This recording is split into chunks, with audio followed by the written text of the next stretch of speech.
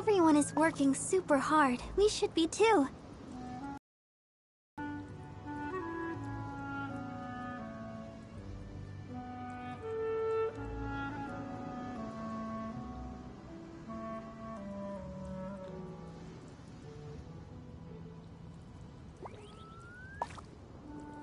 I wonder when I'll be as tall as my big sister.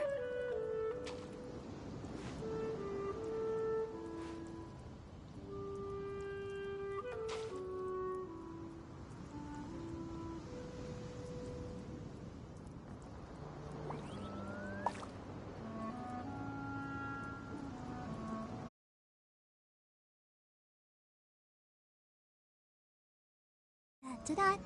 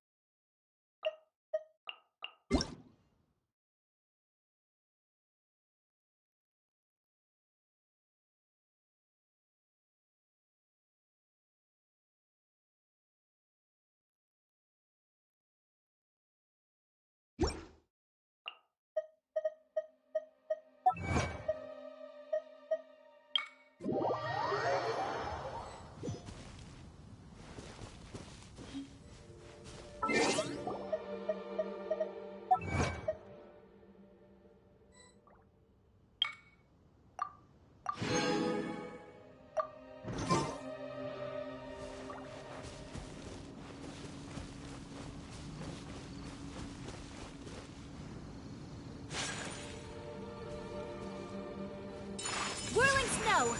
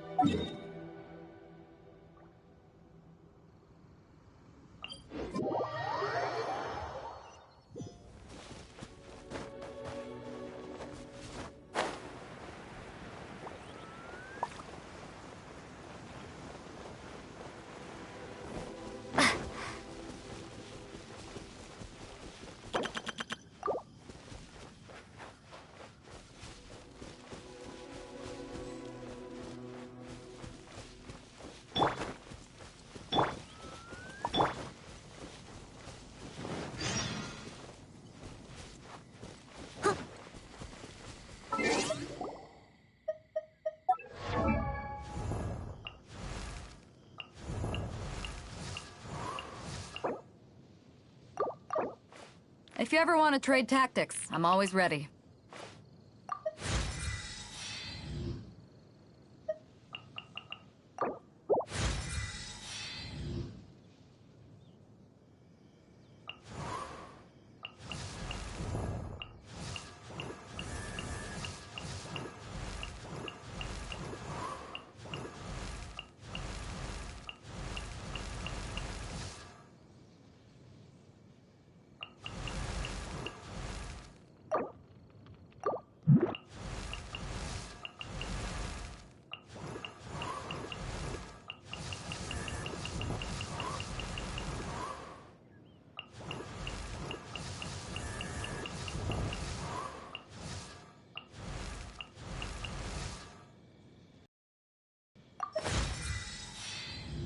Whenever you need me, I'll be there.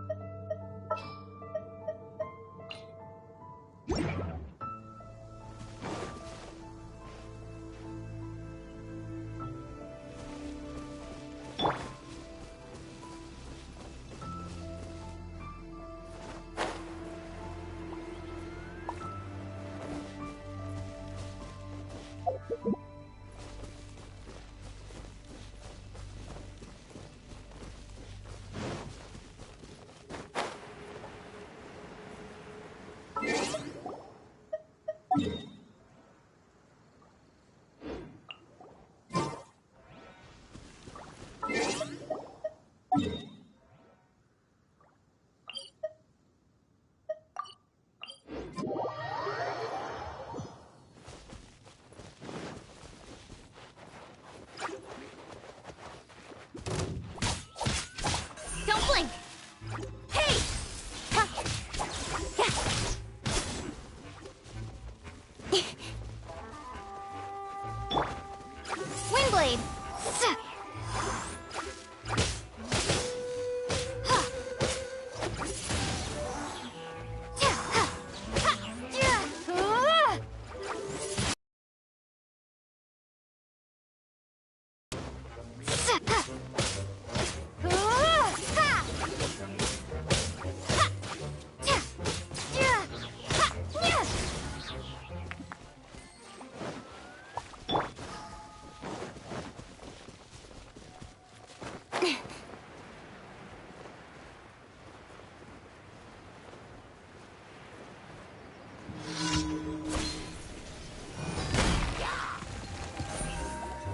Incoming!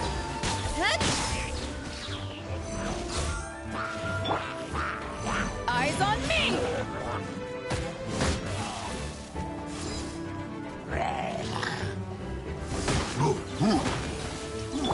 Get him! I'll race you there!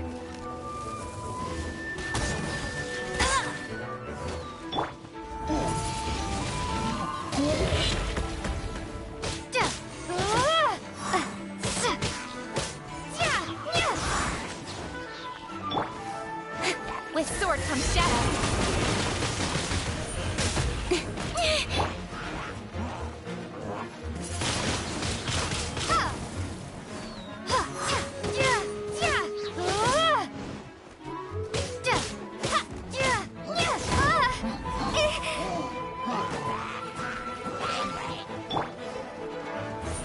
Speed of light.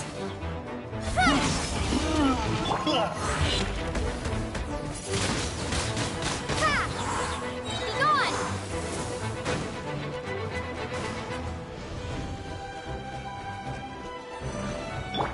Don't blink! Hey!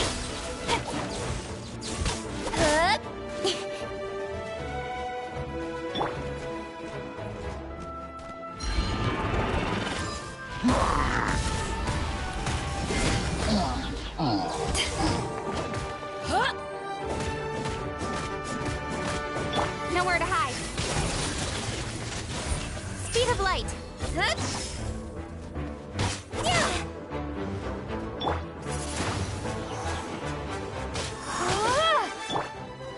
Incoming.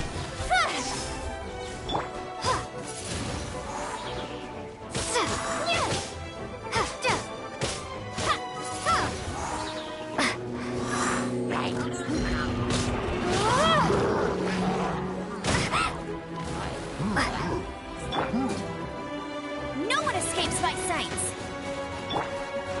Speed of light. That looks right. Idea. Wrong time. Windblade.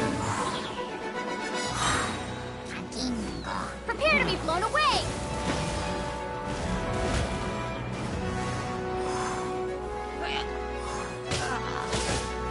No, my sword.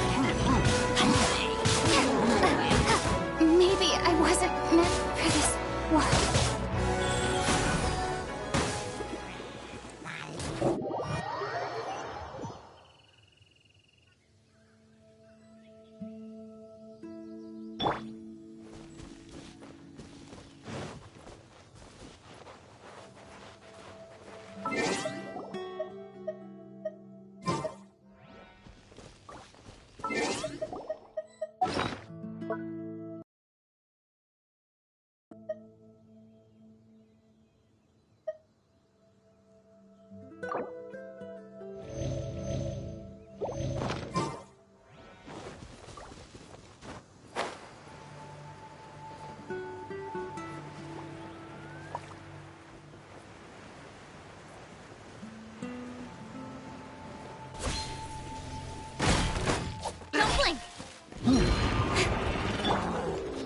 I'll catch up. Leave it all to me.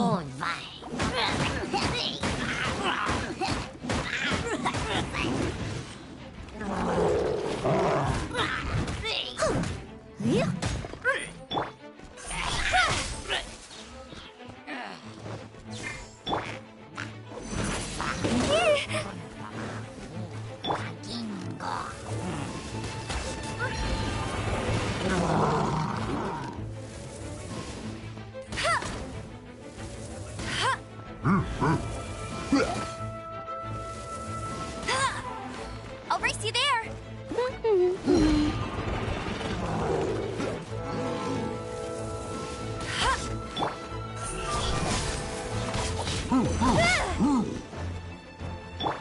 Steady as stone.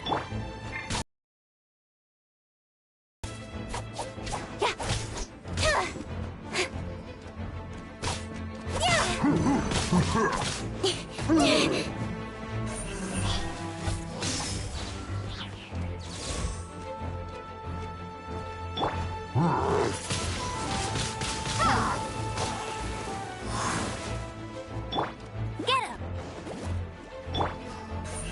Speed of light.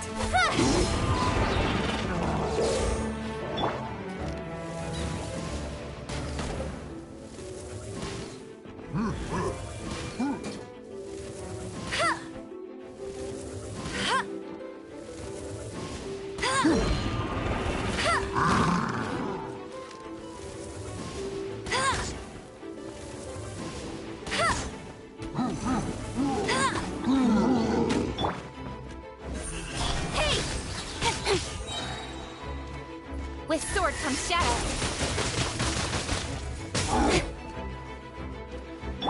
As a dutiful maid would.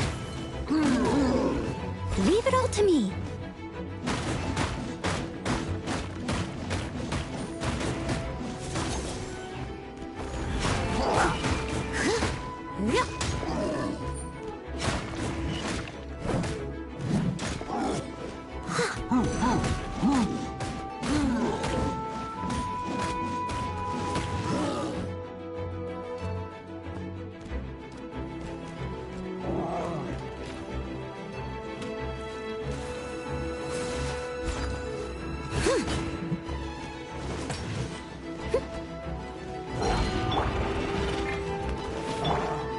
Don't blink!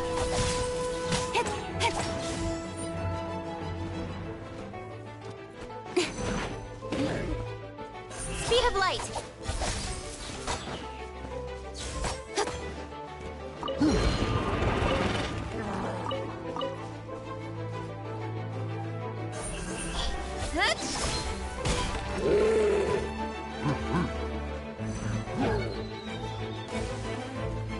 Incoming!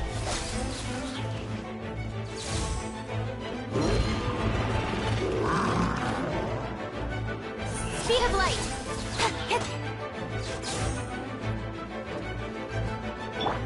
I must leave no stone un... Don't blink!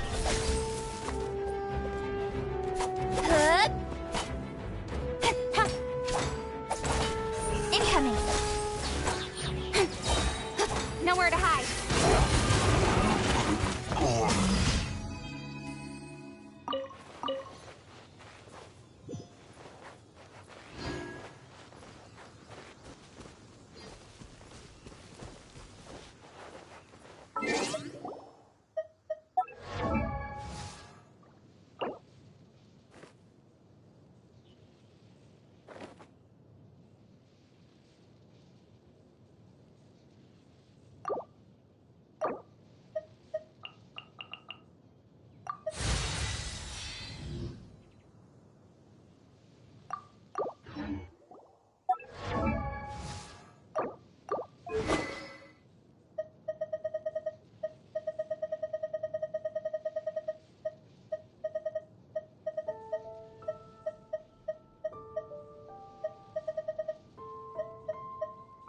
In adventuring, as in business, you always have to seize the opportunity while it's there.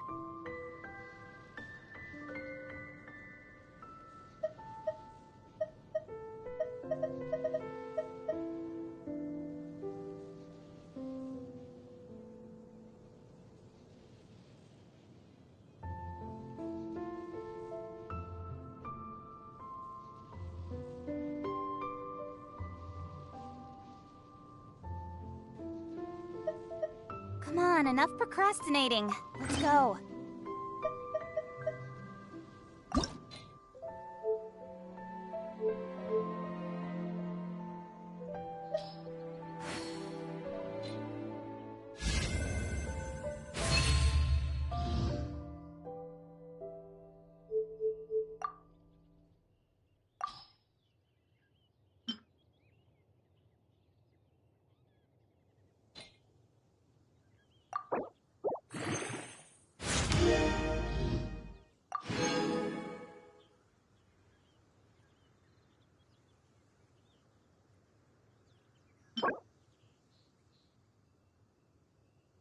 In adventuring, as in business, you always have to seize the opportunity while it's there.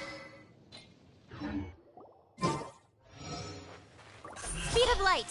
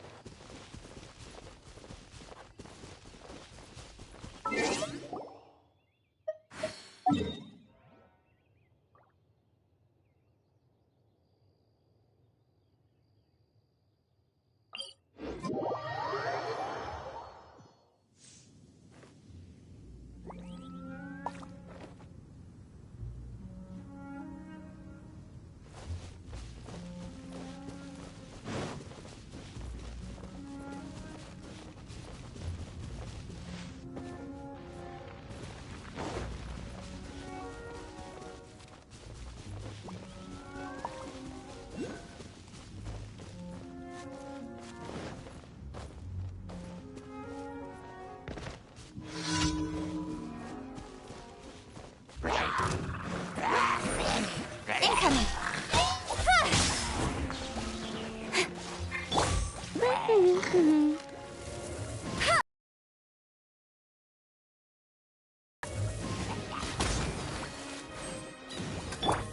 Don't blink!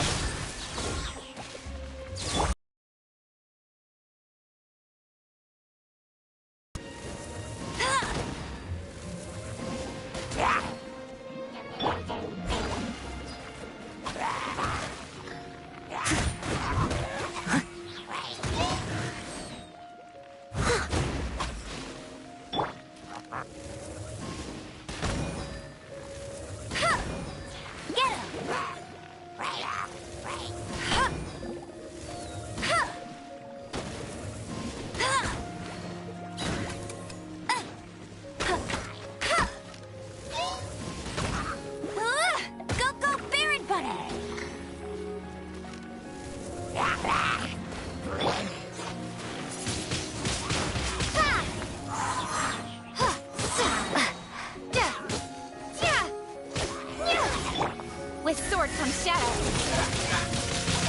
Incoming.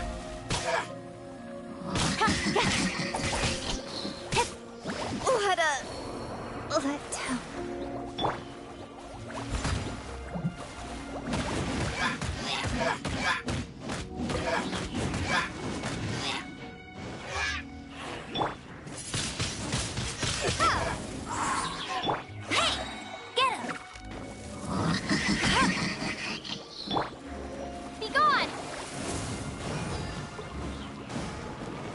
Let it rain! Go, go, Baron Bunny!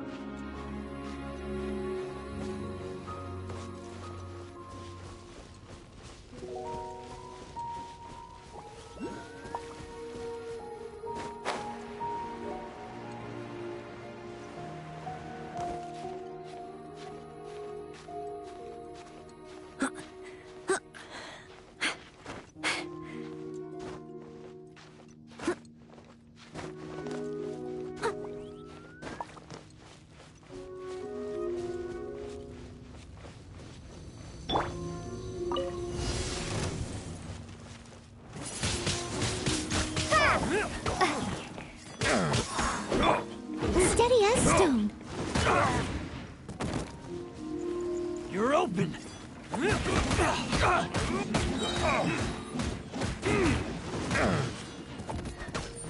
Time to clean up.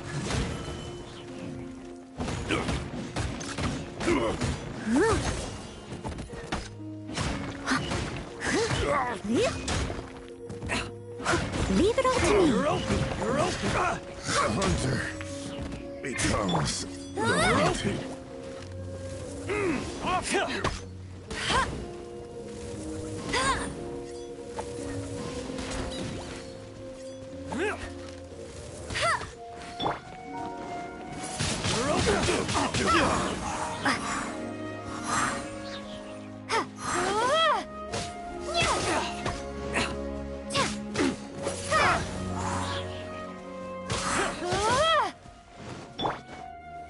Speed of light. Hey!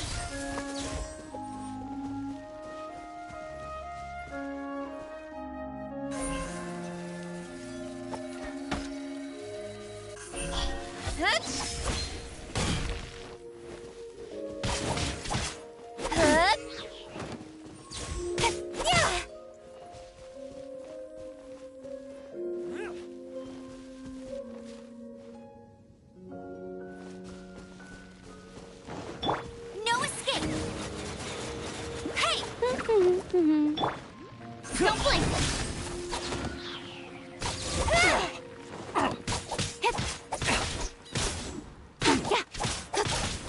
Incoming! Nowhere to hide.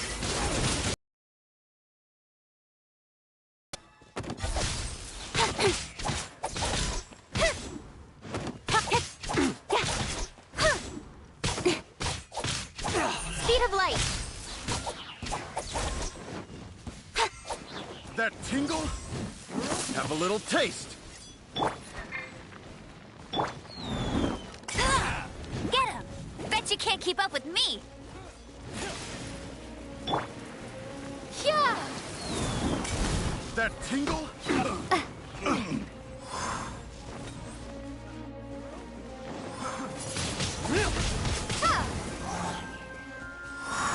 That tingle? You're open! Dodge this! That tingle? Fry!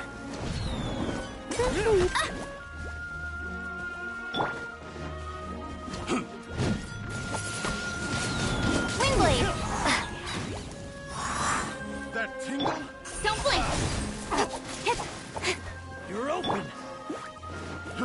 Fry! Steady as stone. Jab and cross! You're open!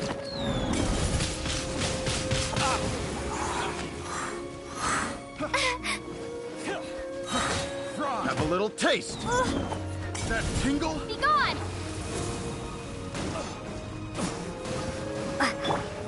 With sword comes shadow. Picked the wrong test subject. Speed of light. Picked the wrong test subject.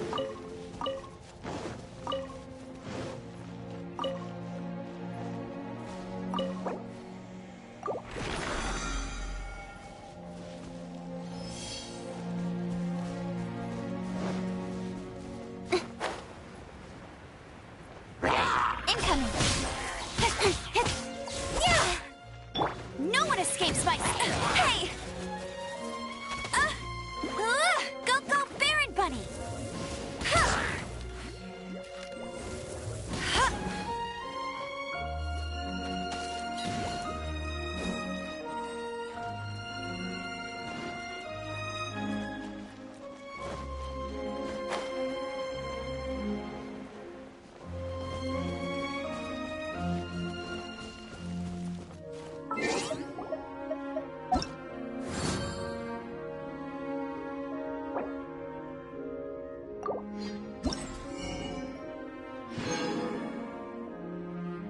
Hey, there's something strange over there.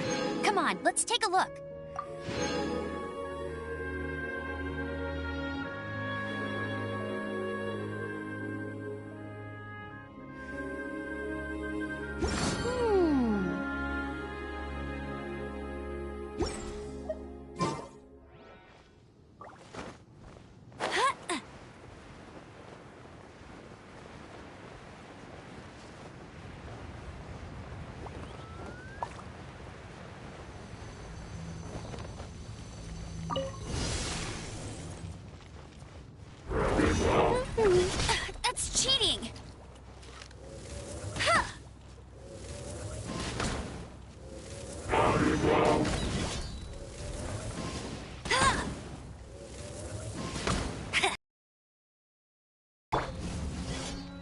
catch up. Leave it all to me, as a good knight should.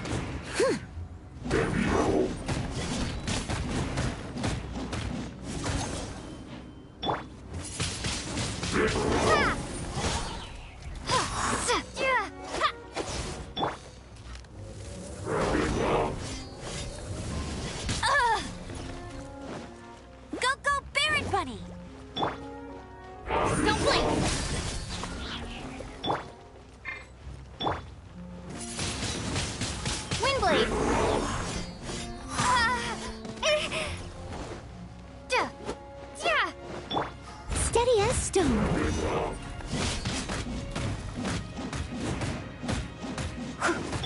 Speed of light.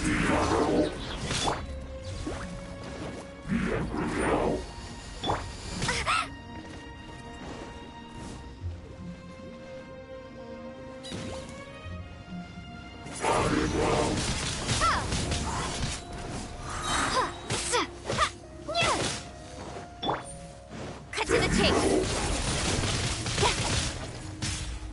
Prepare to be blown away. I must leave no stone unturned.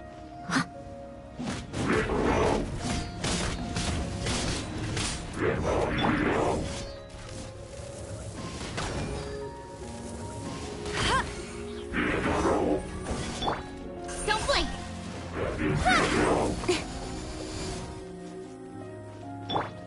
Get him.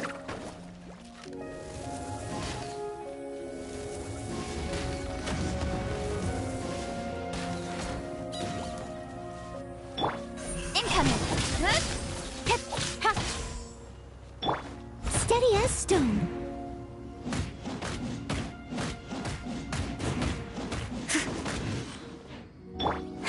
Don't blink.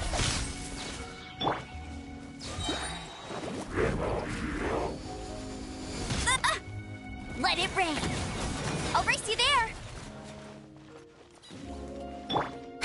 Speed of light.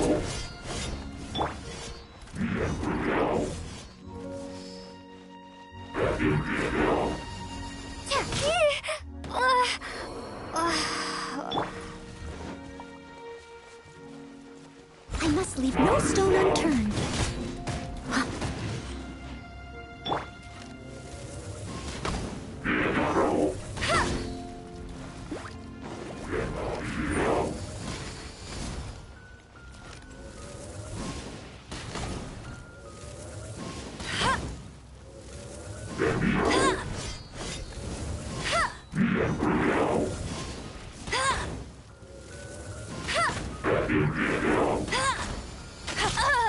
Must keep training.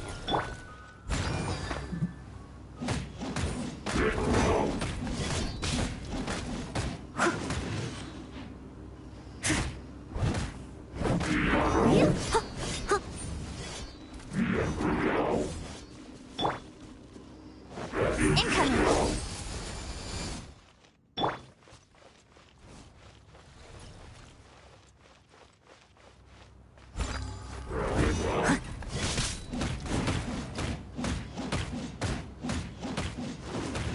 Speed of light.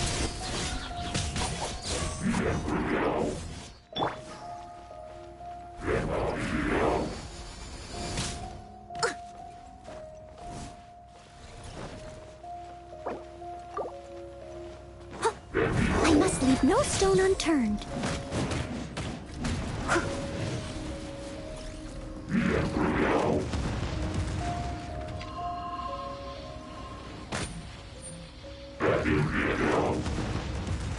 I'll catch up. Ugh, I missed a spot.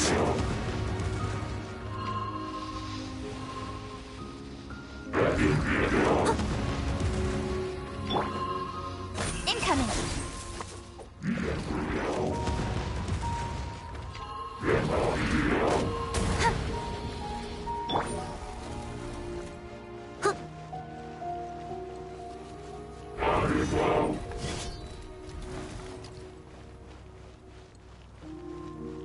Leave it all to me.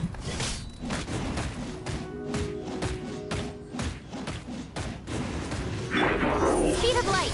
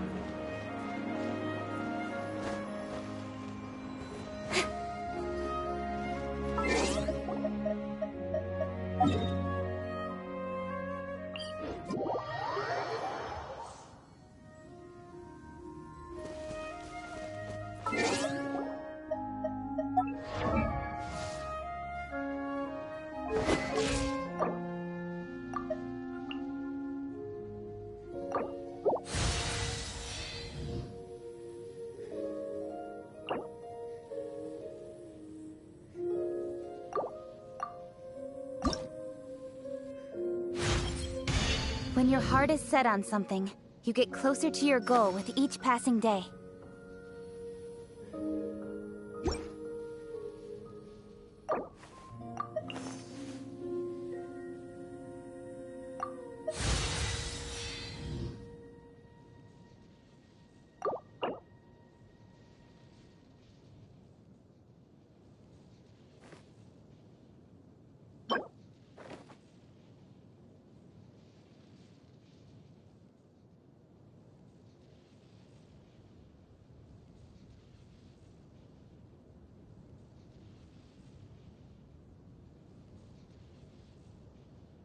Come on, enough procrastinating. Let's go.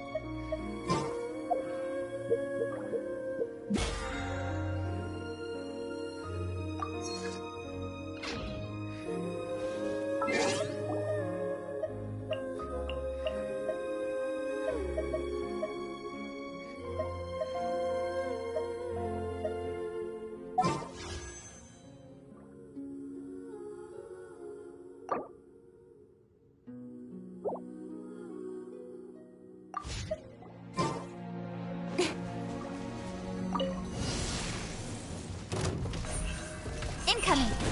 Hey!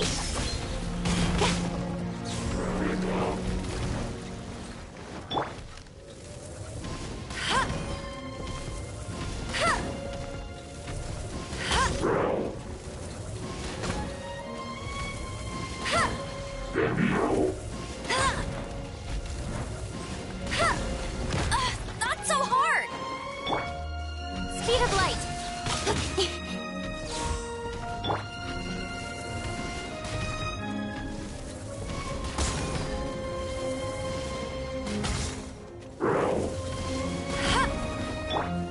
Don't blink!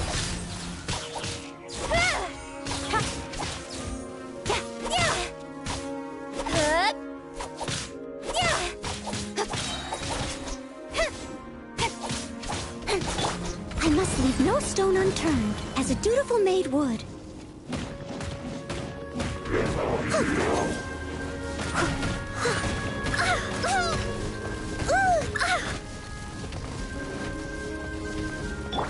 With sword comes shadow.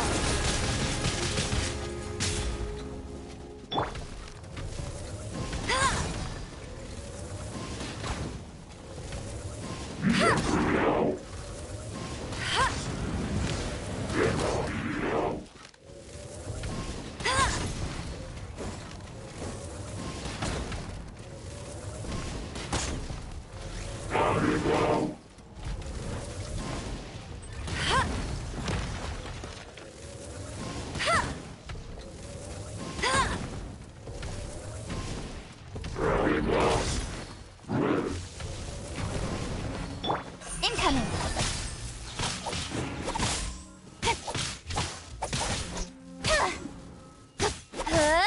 Speed of light!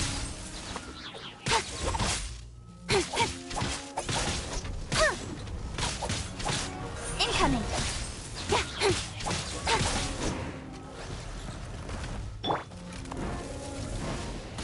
Bet you can't keep up with me!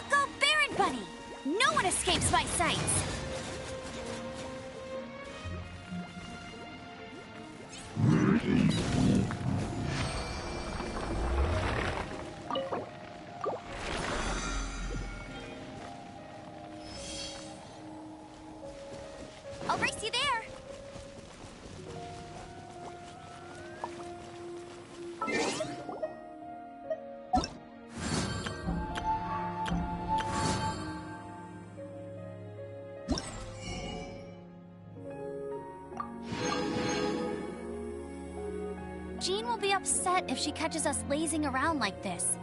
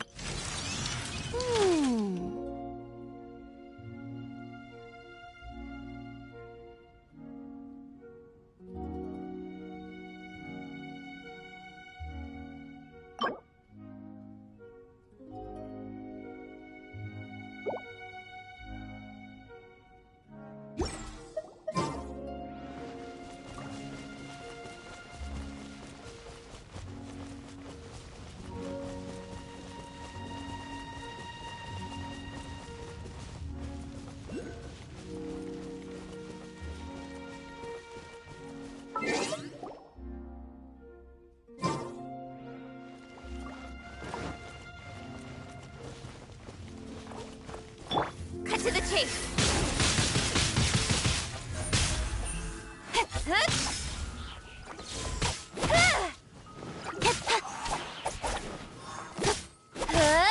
Don't blink.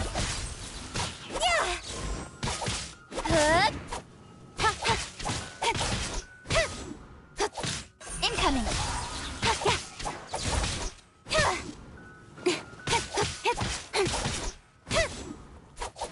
Don't blink.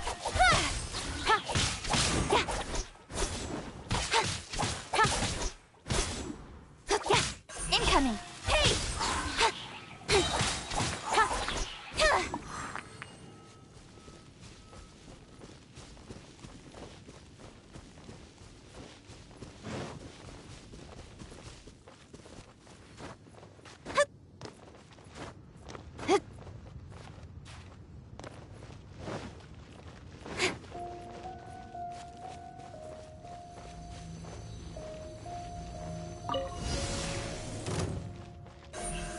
Don't blink. Leave it all to me. Don't be a killjoy. We've only just begun. Stay. Nowhere to hide. You can't run.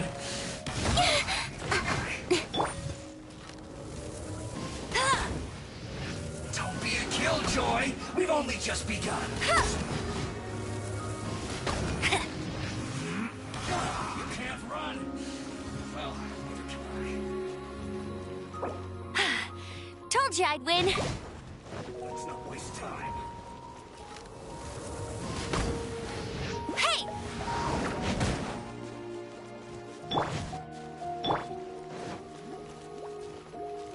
Let's end this quickly.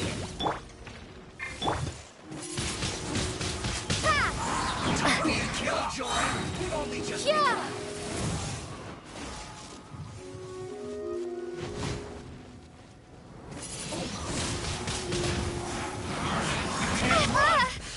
Well, I must leave no stone unturned.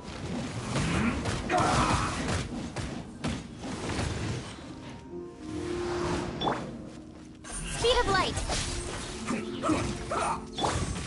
Bet you let's not waste time. not so. Get him.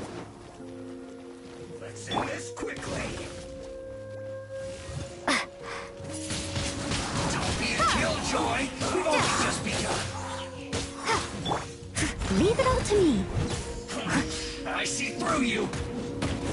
Almost.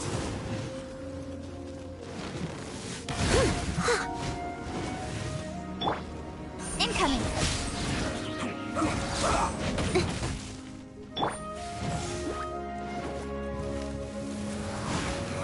You can't run. Well, neither can I. Let's not waste time. That's cheating.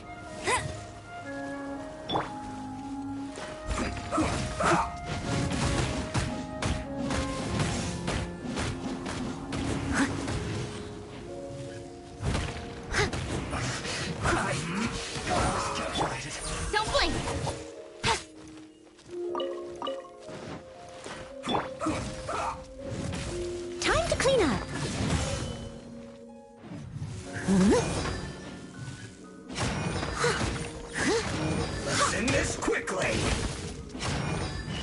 Steady as stone.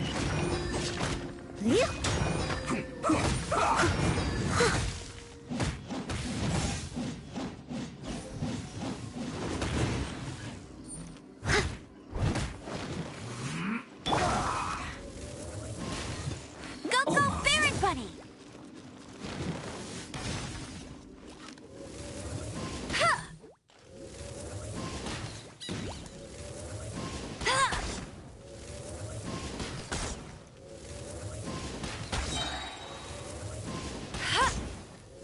Let's not waste time. No escape!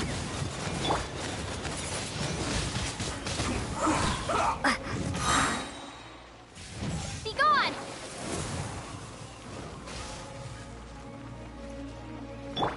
Get Let's him! end this quickly!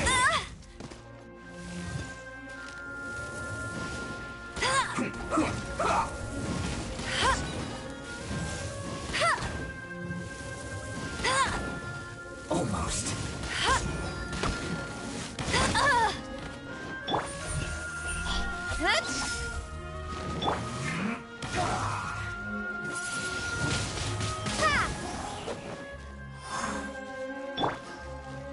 I must leave no stone unturned.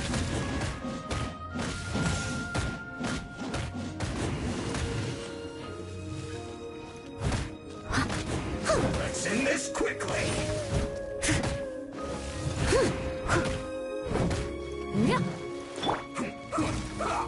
Incoming! Hey! Hey!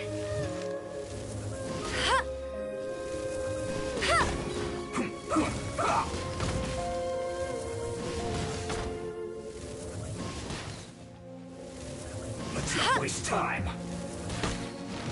Cut to the chase! Let's end this quickly! Tired. Steady as stone.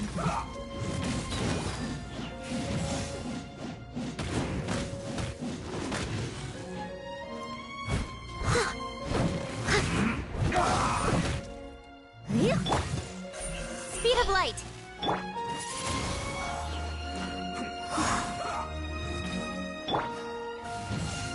Incoming. Almost.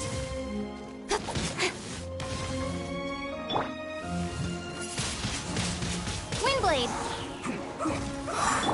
Leave it all to me.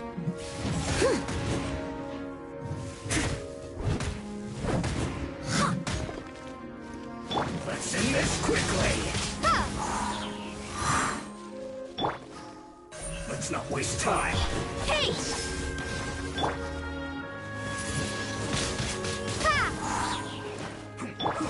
Don't blink!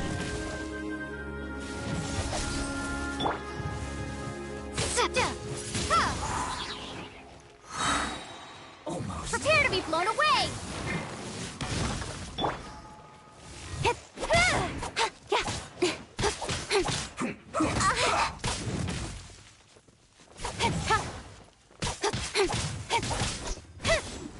Incoming! I must leave no stone unturned. Don't blink! Windblade!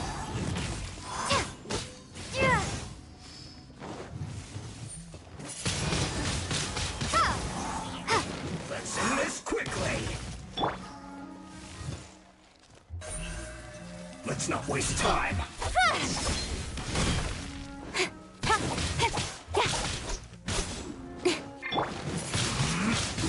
This is bad.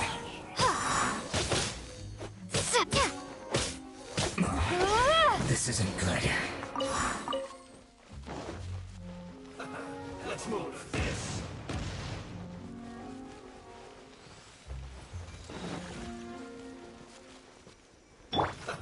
Let's move this. No excuse for Incoming!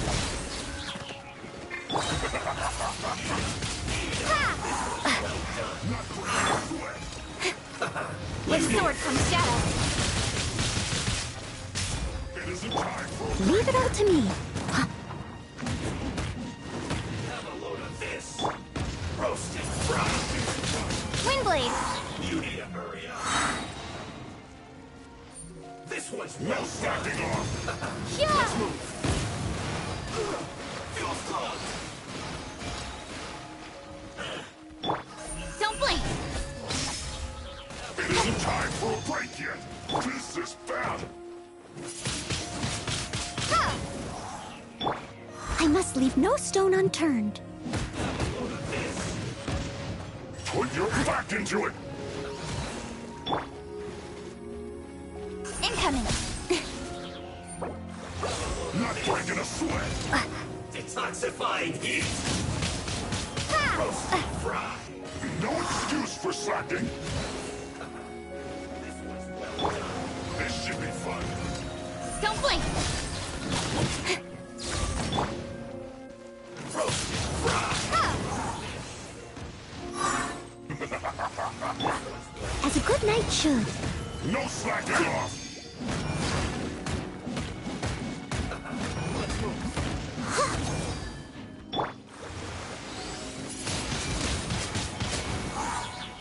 Have a load of this. It isn't time for a break yet. Speed of light! You need to hurry up. Nowhere to hide! Not breaking a sweat. This one's well done. Ha! No slacking off. Leave it all to me. This one's well done.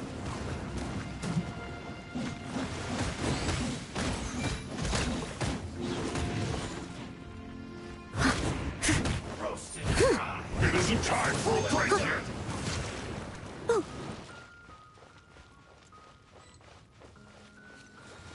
This should be fun. Fried.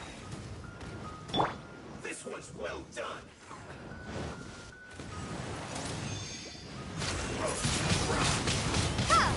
This is not the end. Slacking off. Roasted fried.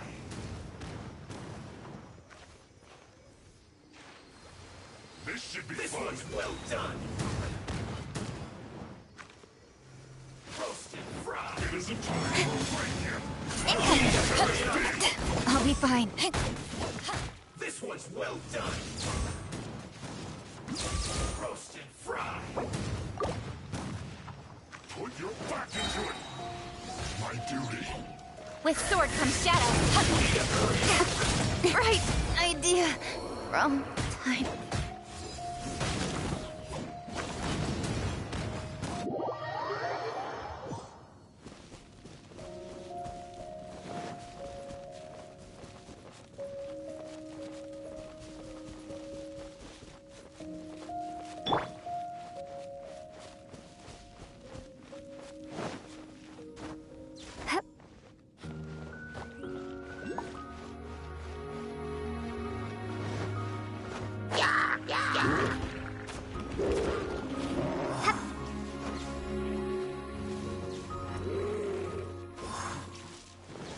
You need to hurry up.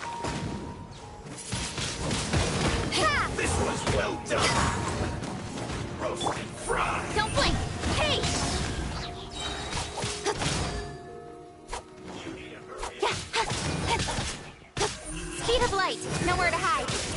Roasted fried.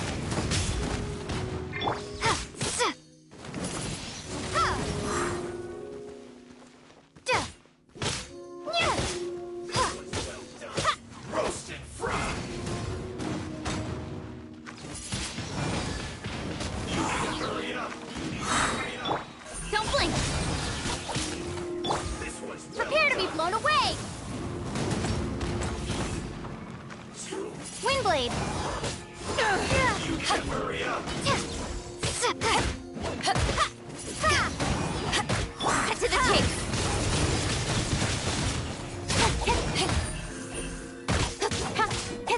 You need to hurry up.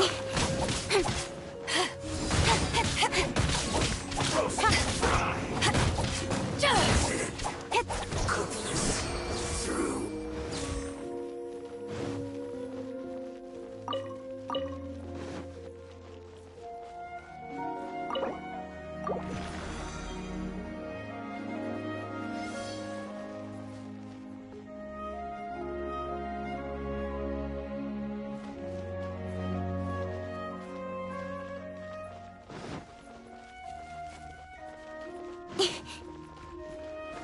Yeah, yeah.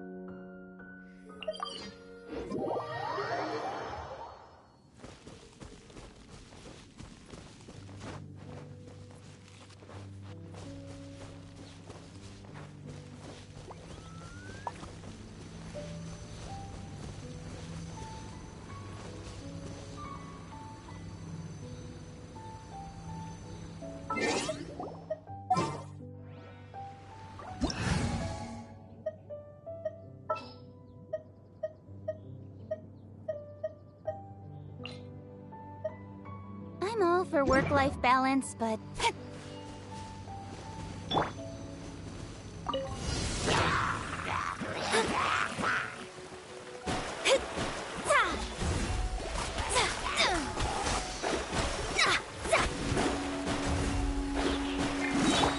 Speed of light! With sword comes shadow.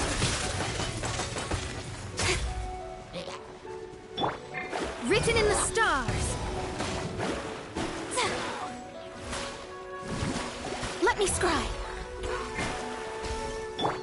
Incoming. Hey! I will not go quietly.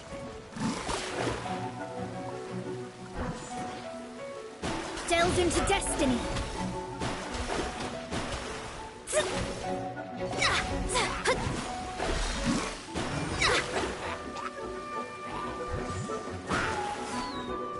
Shadows of fate.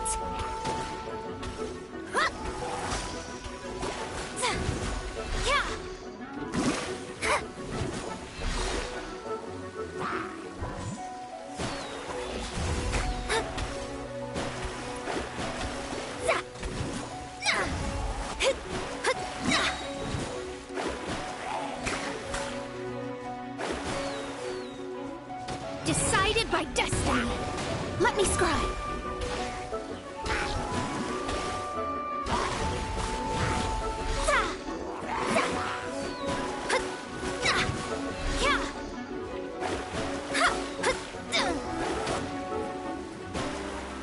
Delve into destiny.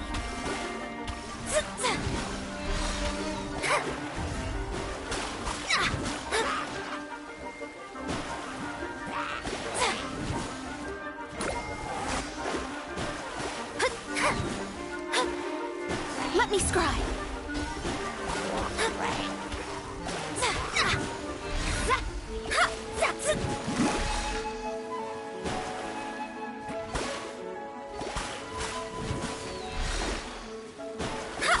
Shadows of fate.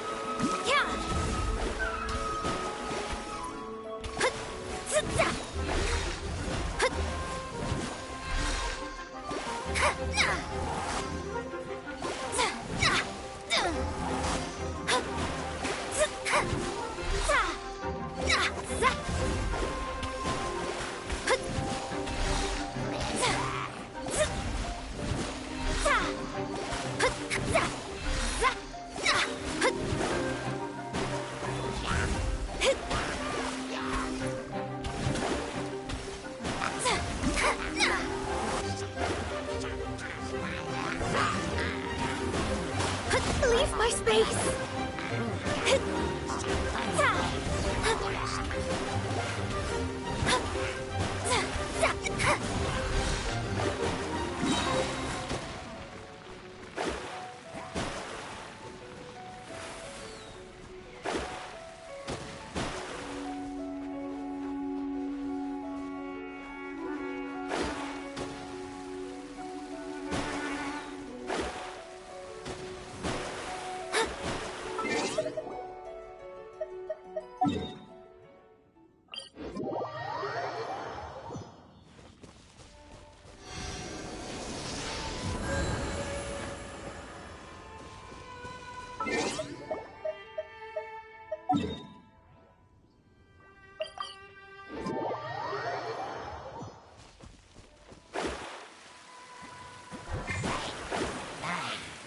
Written in the stars.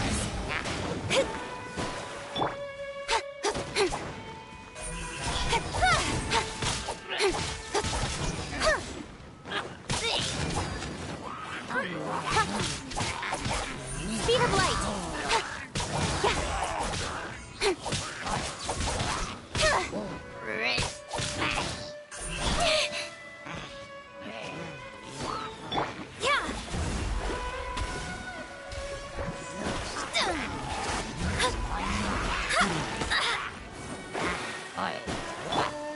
Don't blink!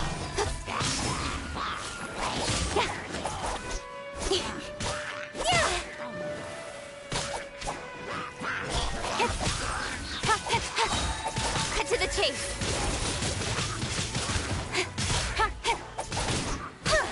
Speed of light.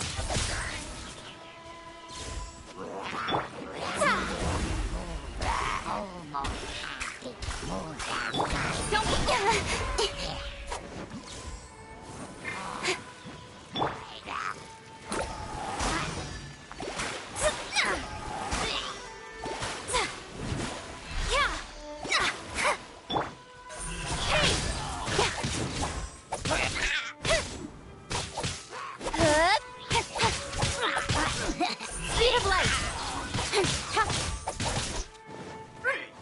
Delve into destiny.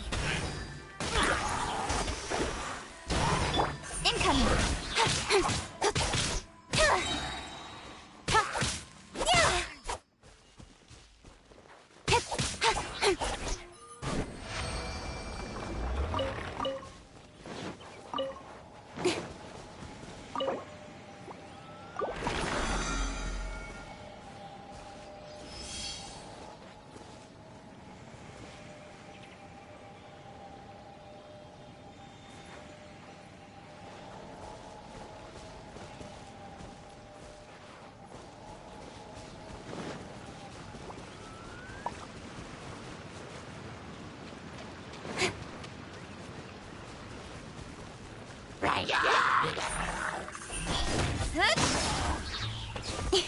Right idea. Wrong time.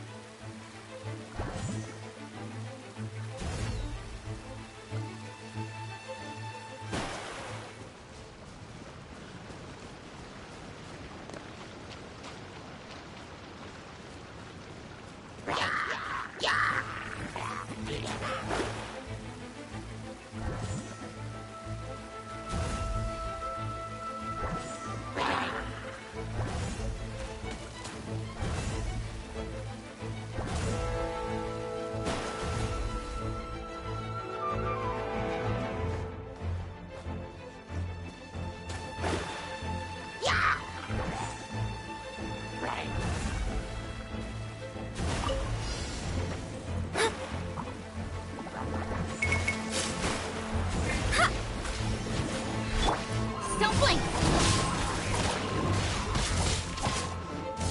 Ha!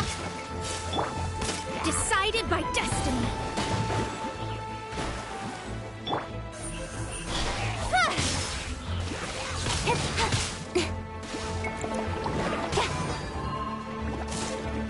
Speed of light.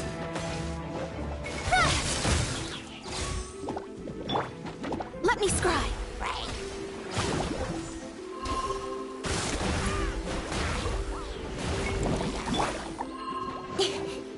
Don't blink! With sword comes shadow.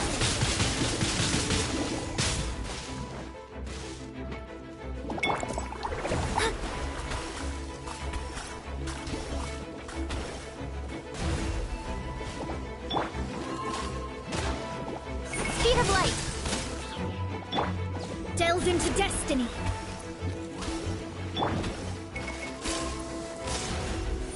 Incoming.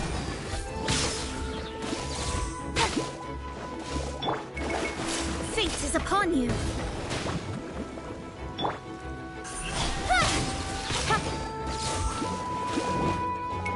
Let me scry.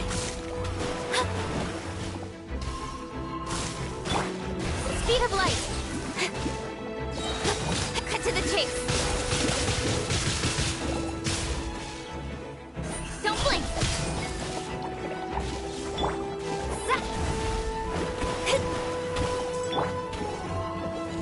Incoming. Hey!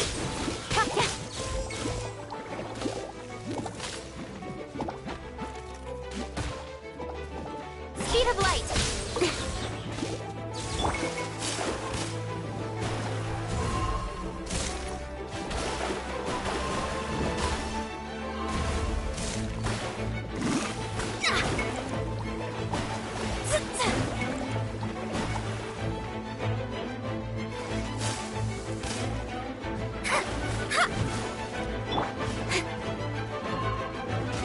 Don't blink!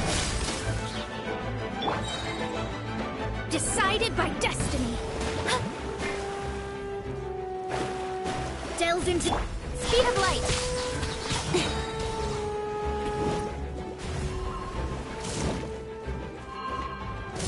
With sword comes shadow.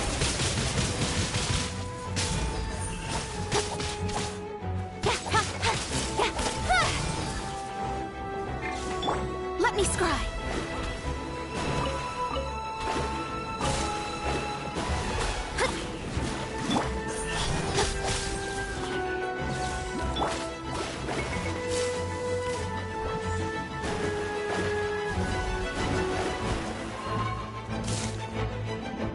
shadows of fate.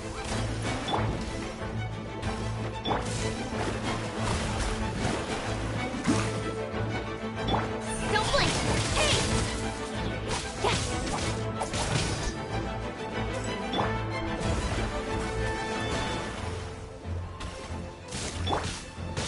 Incoming. Benny's adventure team. Let down.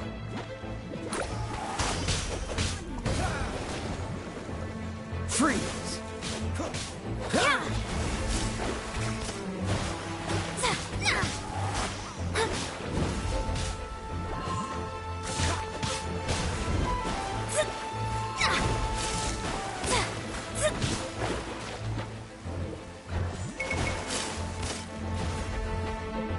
Delve into destiny.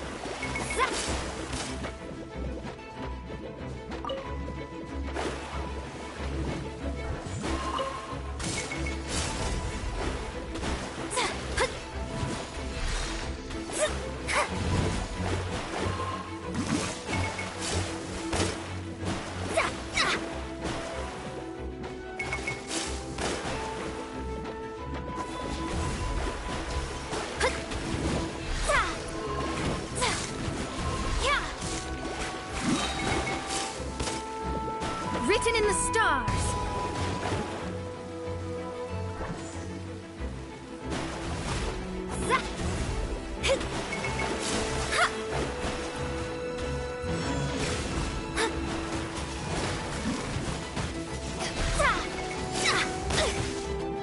Let me scry.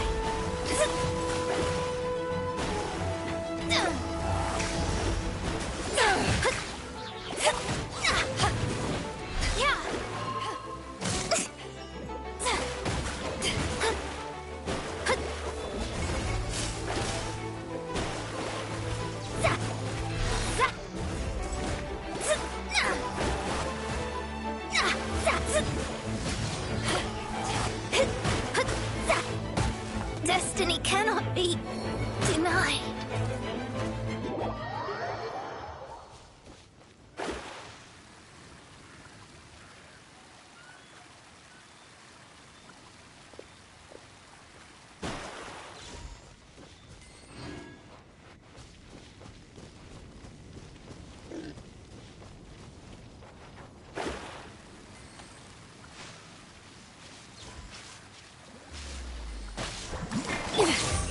Don't blink! Hey! I will not go quiet.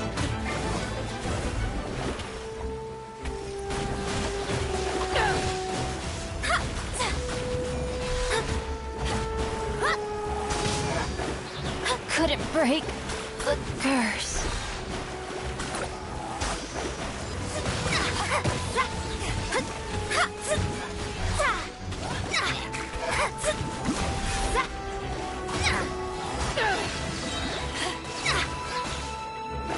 Fate is upon you.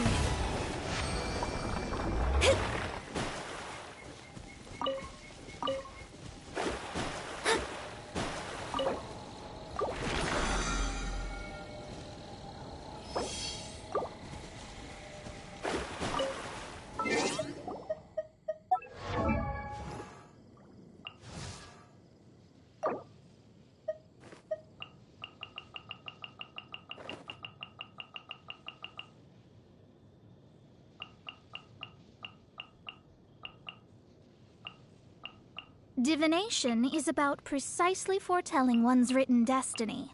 Over-embellishing that fate only leads to misconception.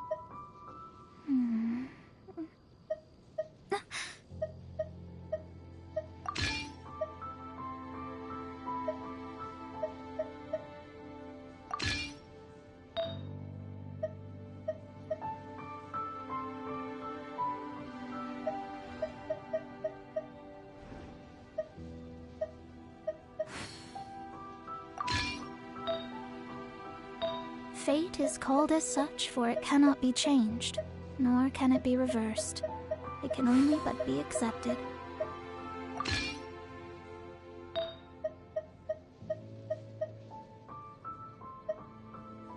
If you ever want to trade tactics, I'm always ready.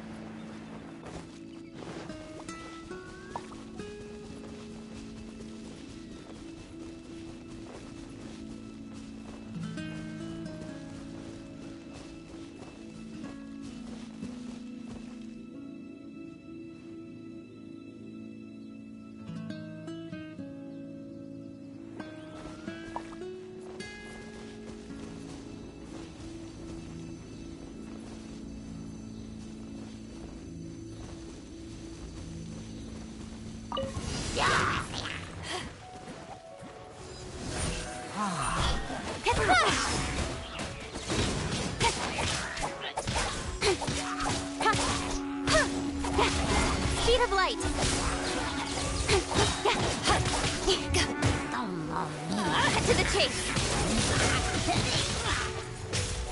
Don't blink!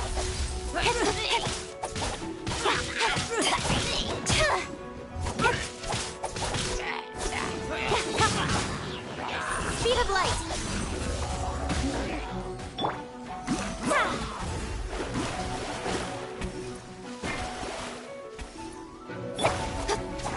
Don't blink!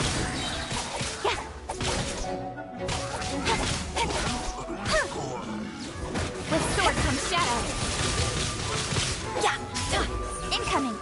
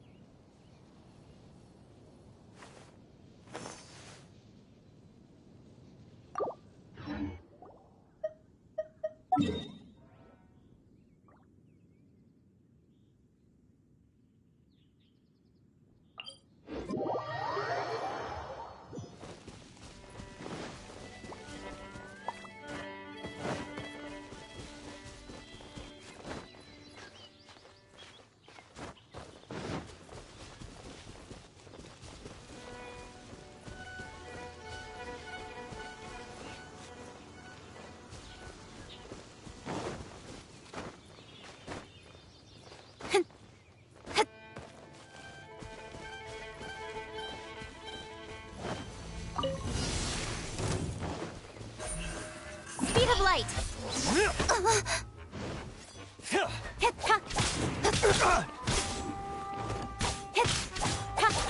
Hey!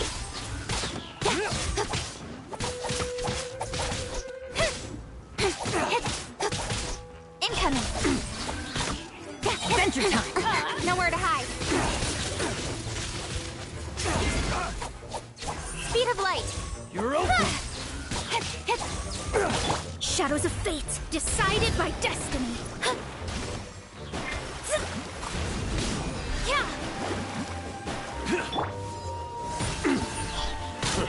A new job. I'm going into the chase!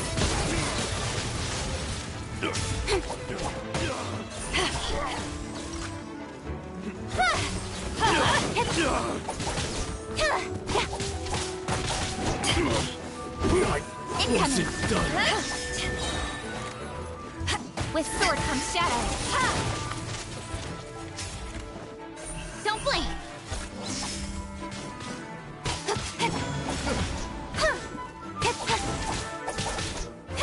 Incoming!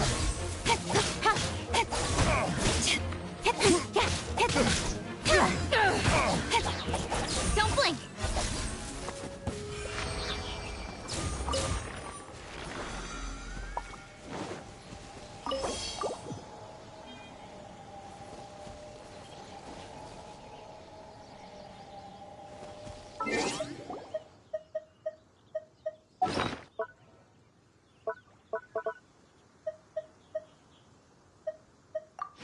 If you ever want to trade tactics, I'm always...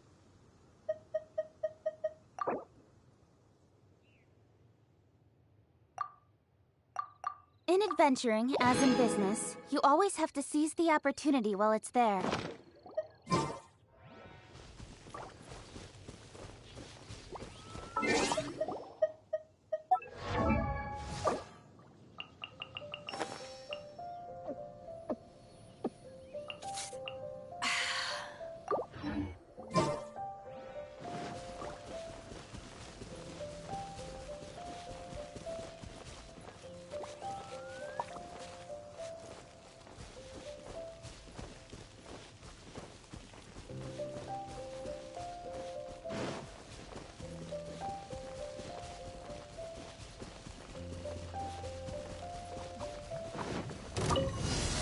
Incoming!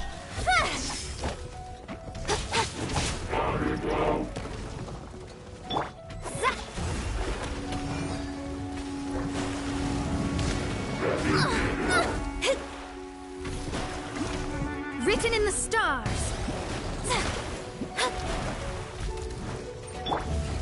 chase!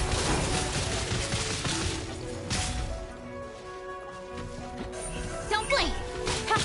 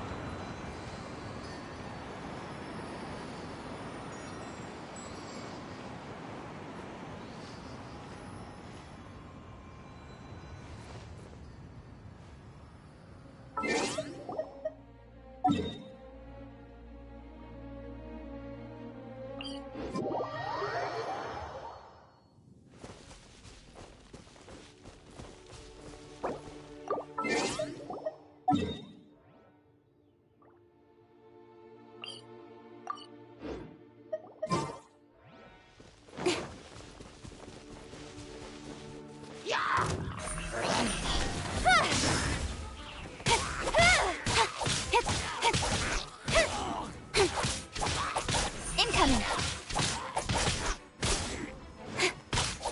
Hey!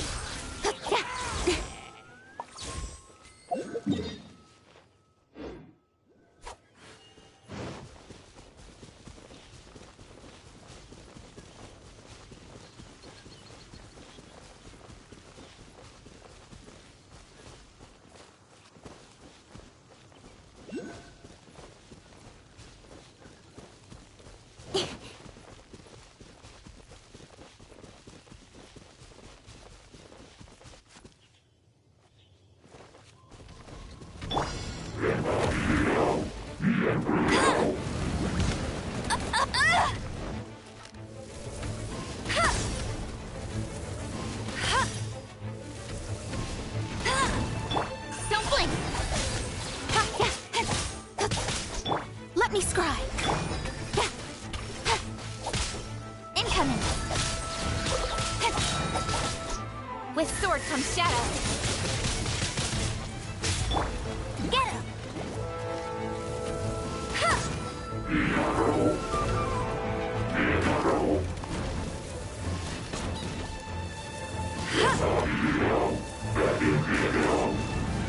I'll race you!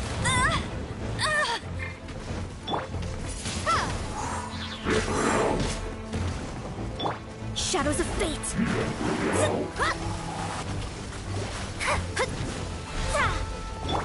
Speed of light!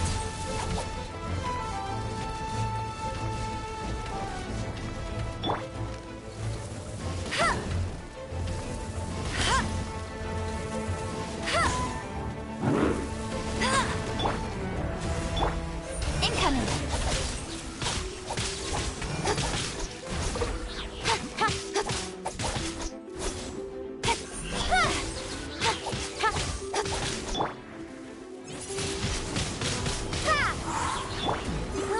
Go, go, Baron Bunny!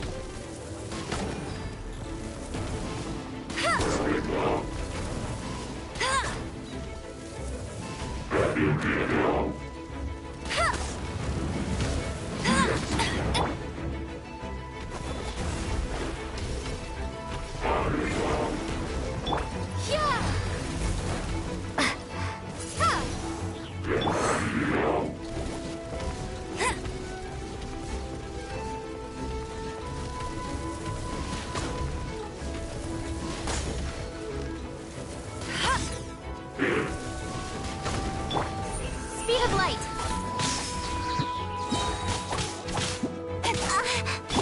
Let it rain! Cut to the chase!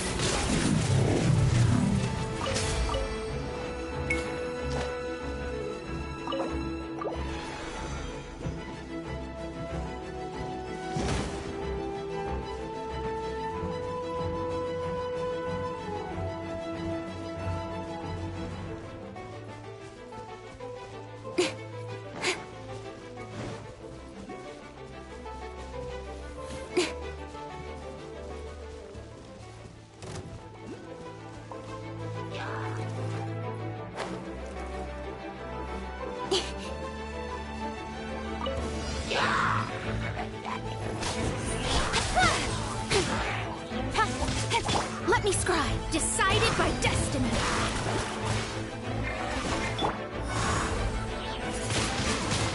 Windblade!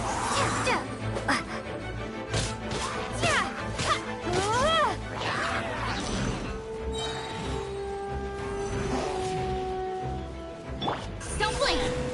Hey! Be gone!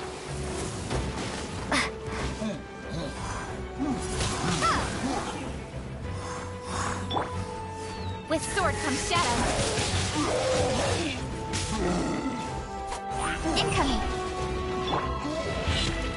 No one escapes my sights!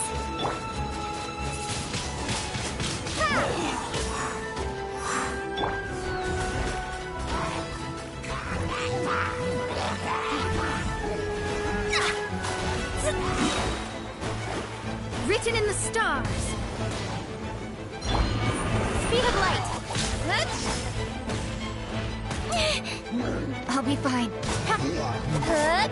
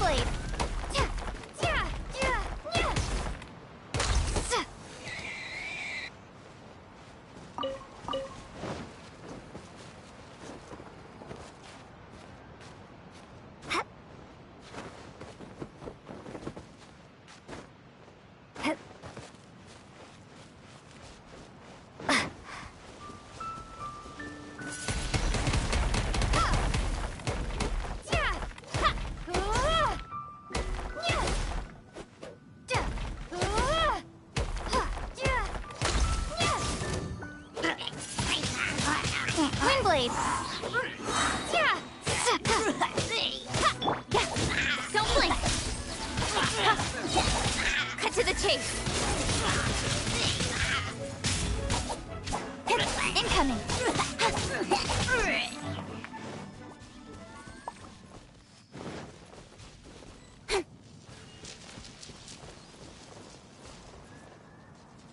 Don't blink.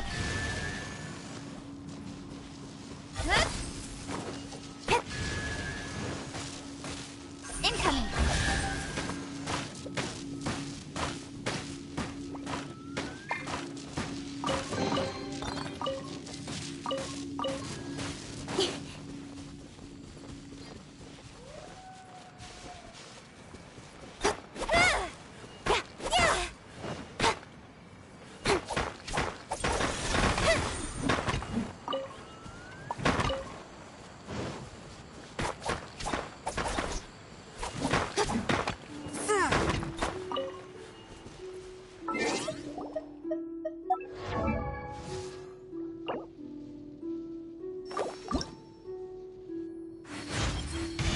Great.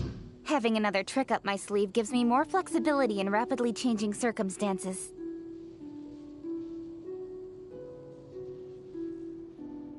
One with my blade.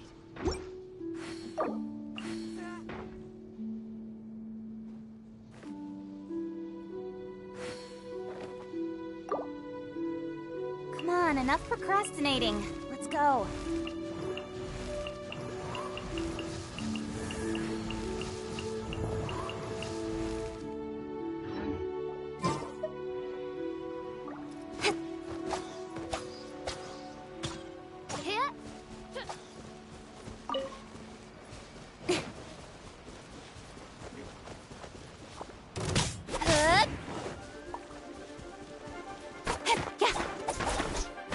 Speed of light.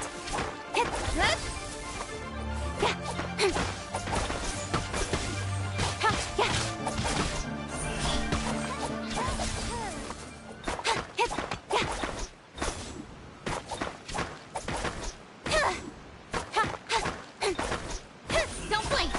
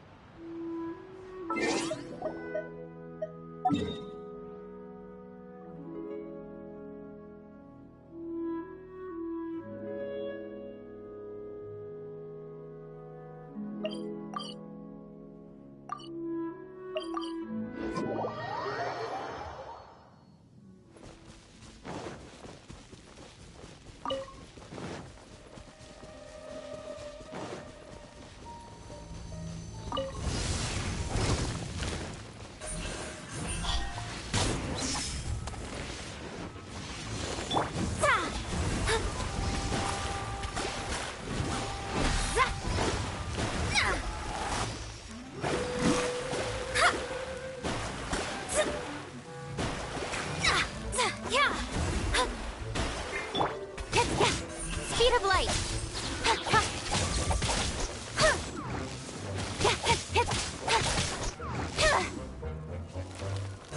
Don't blink.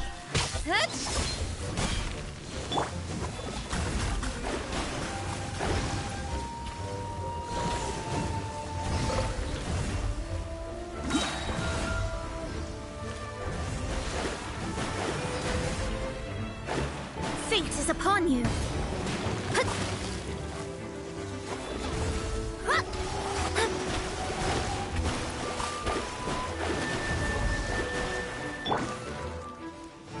Nowhere to hide. Incoming.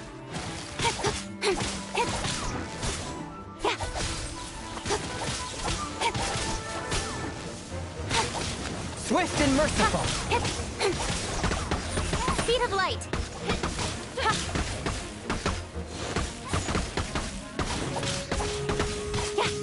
Don't blink. Cut to the chase. Shadow Raven. Shut.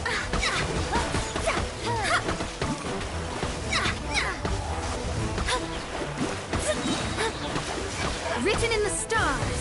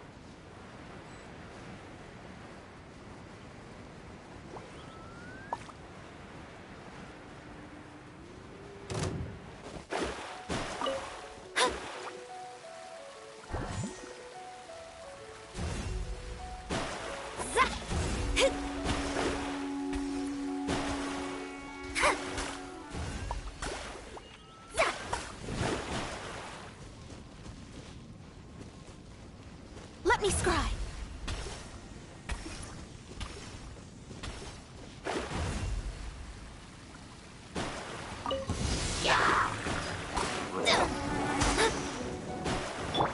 Nowhere to hide. Speed of light.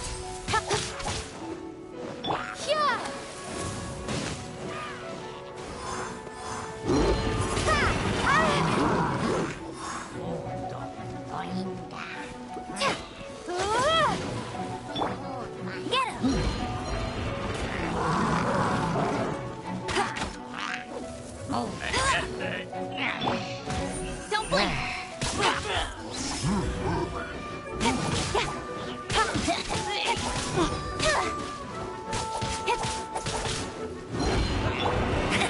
Let it rain.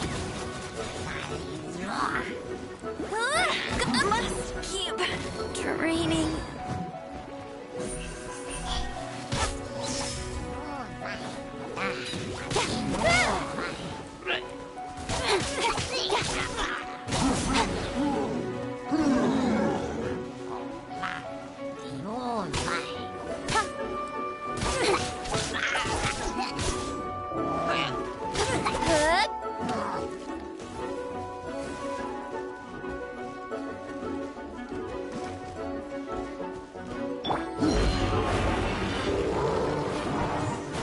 Shadows of fate. Ha! Speed of light. Ha! Ha! Windblade. Decided by destiny. Cut to the chase.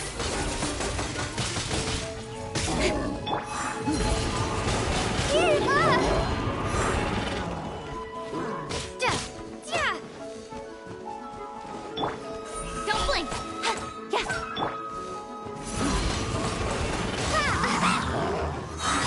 Be gone.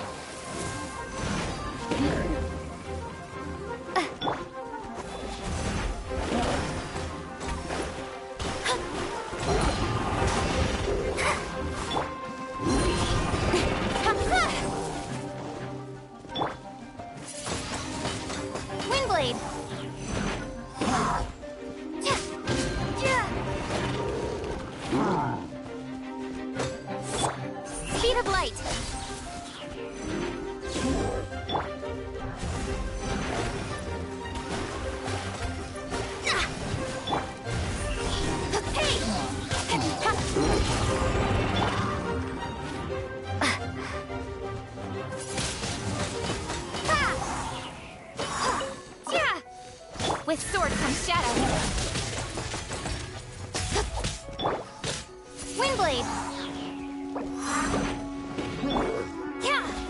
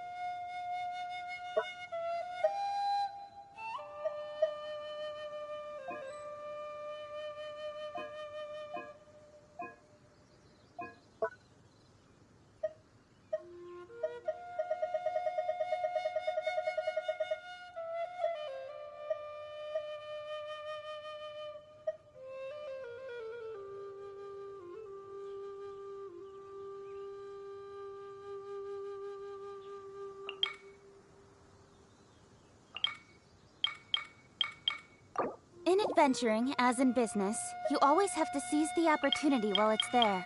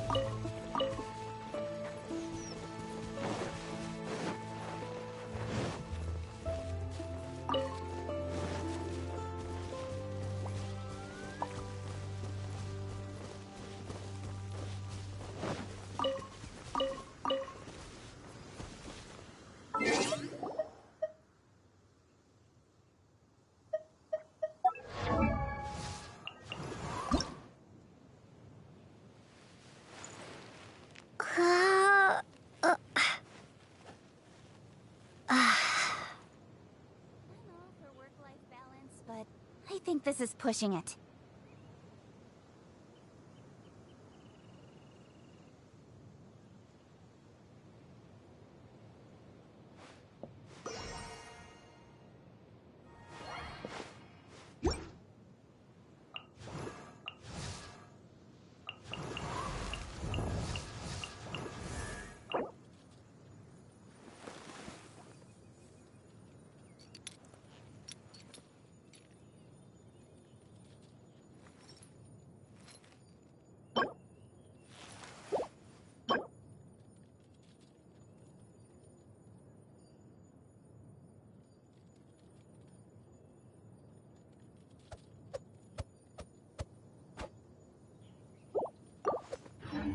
Come on, enough procrastinating. Let's go.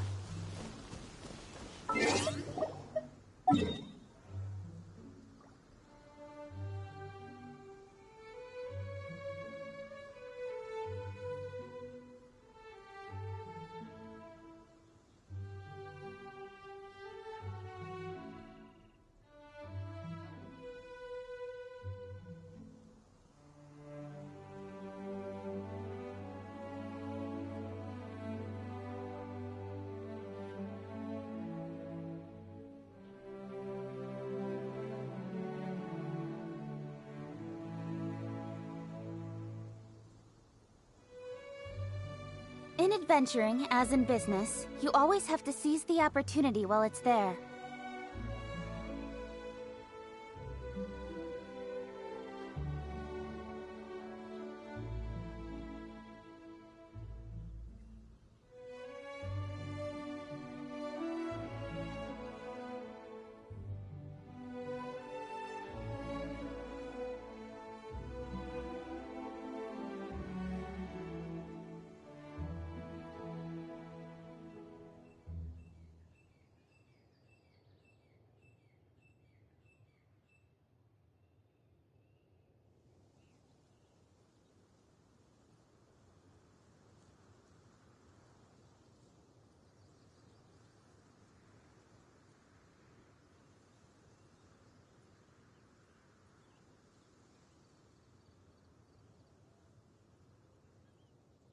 I'm all for work-life balance, but I think this is pushing it.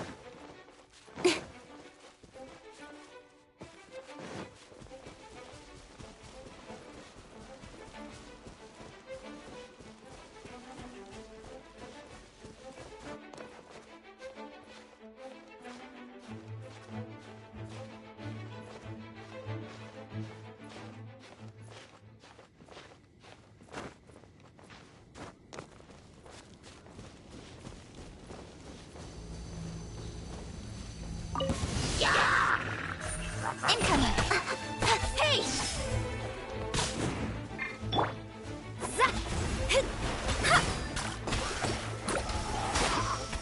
Hey! Get him! Ha! Ha! Ha! Ha!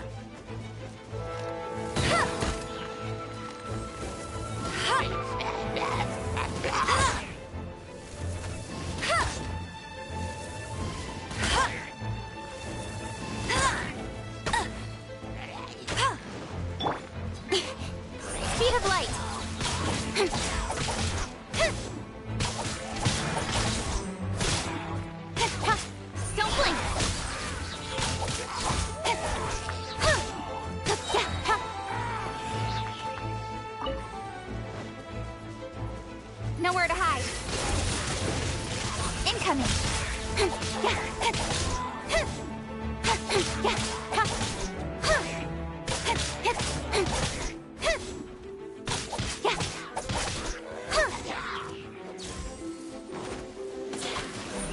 of light.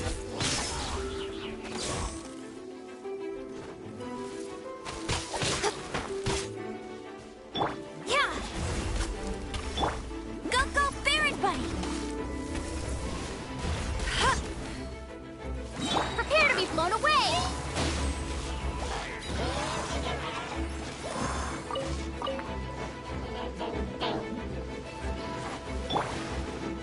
No one escapes my sights. Incoming.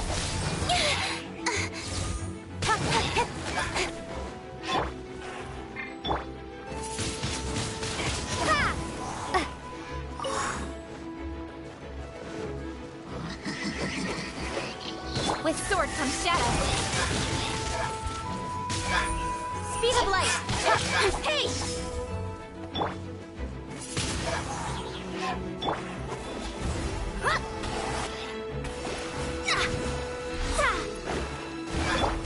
Incoming.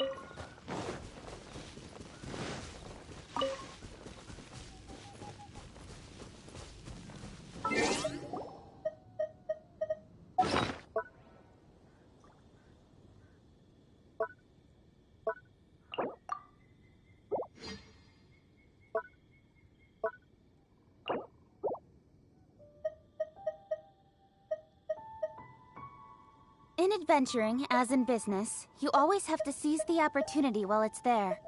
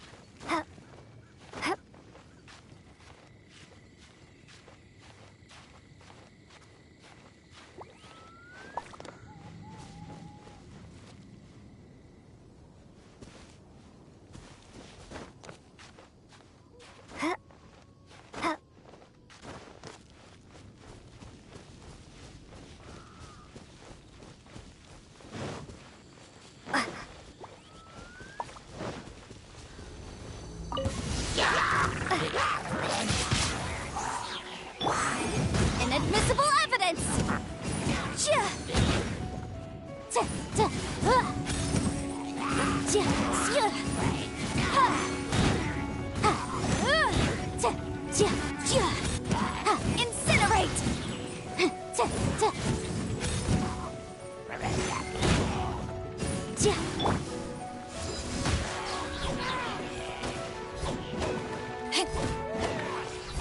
To ashes!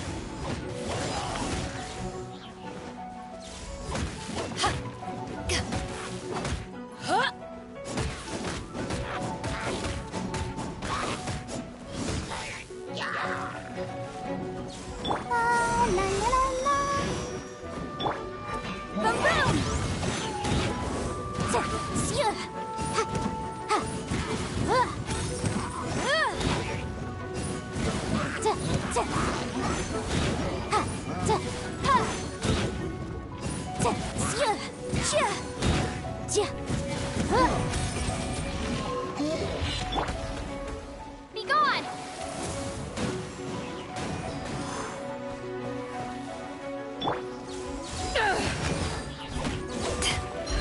Motion to compel!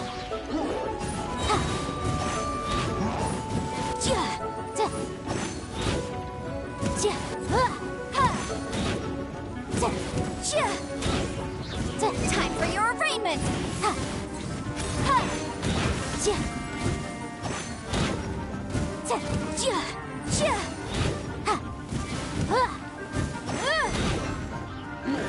Boom boom!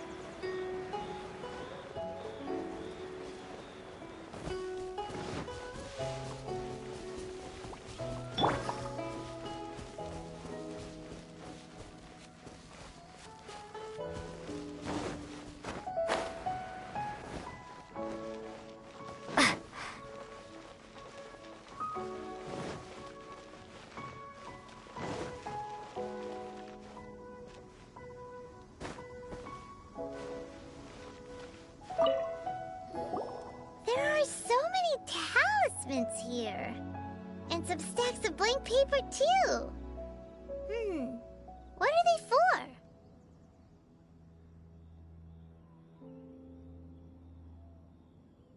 Paimon's seen this pattern before, but where? Oh, Paimon knows! It looks just like the sigil of permission the child gave you. But how did a relic of the Adepti end up in the hands of someone like Child? Suspicious. Oh, that's right. Cloud Retainer said that when the Lord of Geo created the Sigil of Permission, it wasn't to be used as some old relic. Talismans like that were once used in the Archon War to channel divine powers. Maybe the Fatui are copying the Sigil of Permission in hopes of achieving a similar effect. Being able to channel divine power in battle? Whew, that sounds pretty dangerous. And the plot thickens. We'll need to keep an eye on Child, that's for sure. Alright, that's enough sticking around here. We gotta go meet up with Zhongli soon. The last stop on our rite of parting preparations tour is Dihua Marsh. Let's go! Paimon hates being late.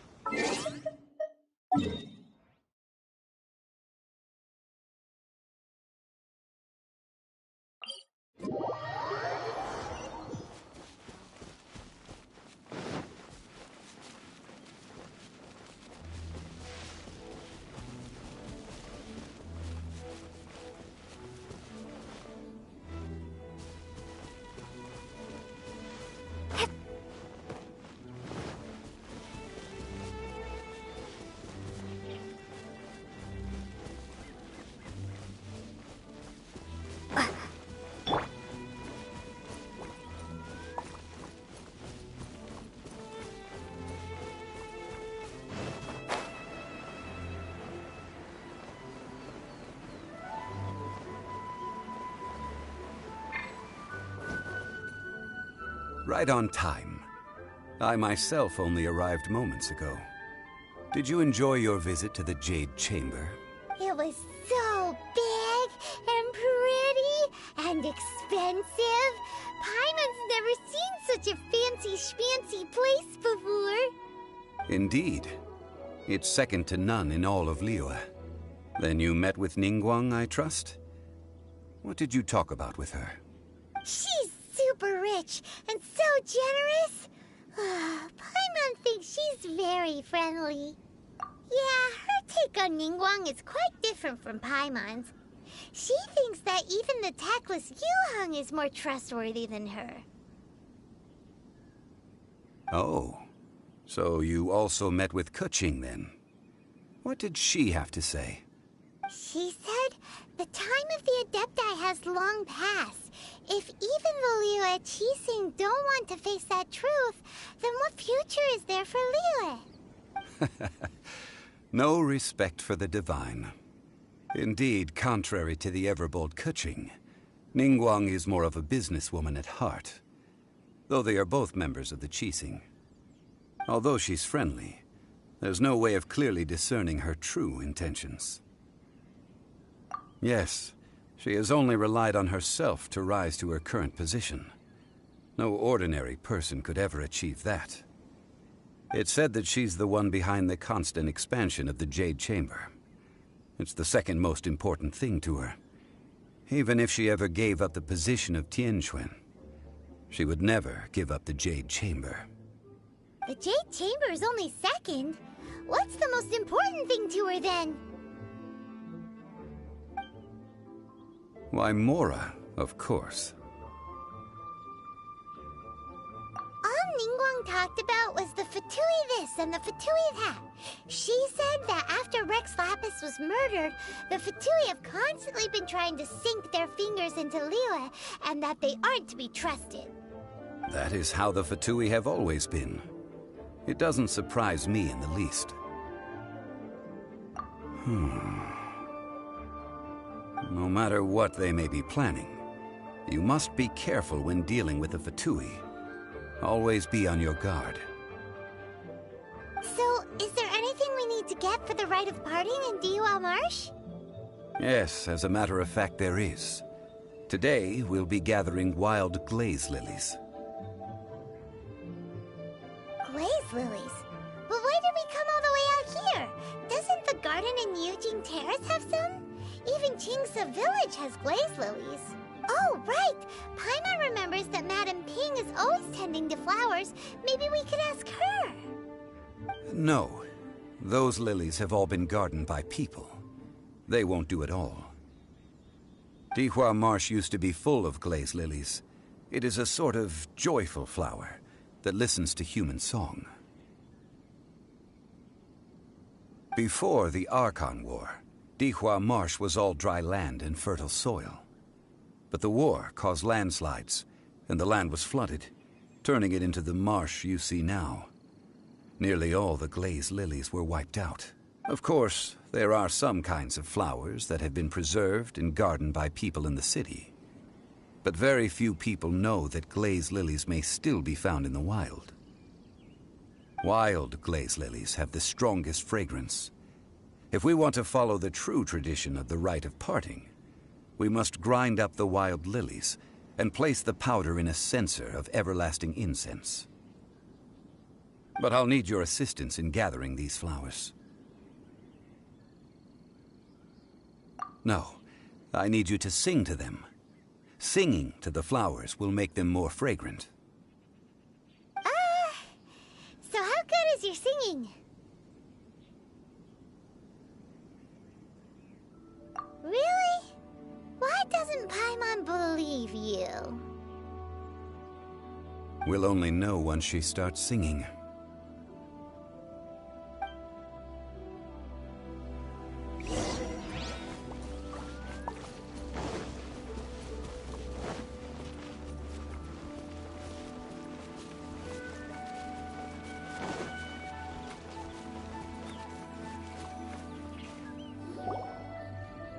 It's time to sing, whenever you're ready. Da da da da da da da da da da da. What happened? These flowers are jumping. They look really angry. Is it because you sang a song for Mondstadt that they don't understand Canalier? Ready? Go! I'll protect us. Motion to compel.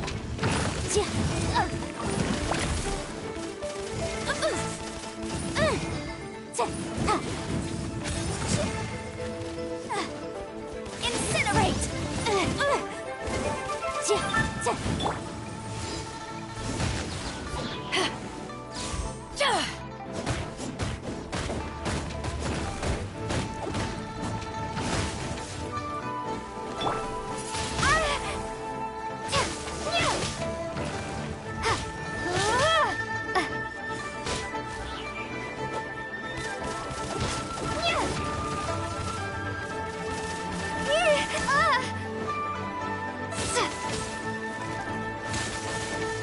Motion to compel. Objection.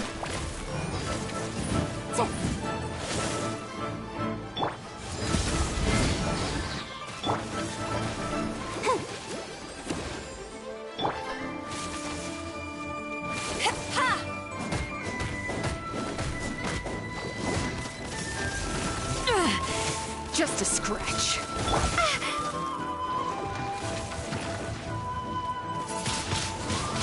Windblade.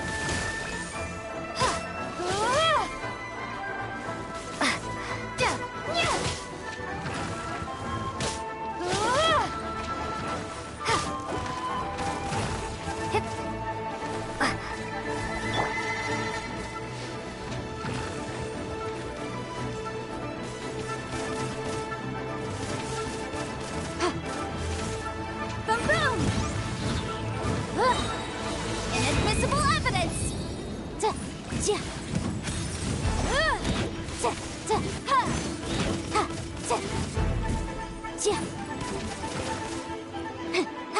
Motion to compel.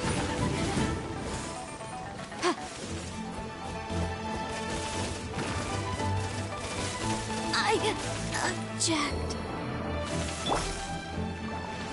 I'll begin. Hi. Power that ended Haishan!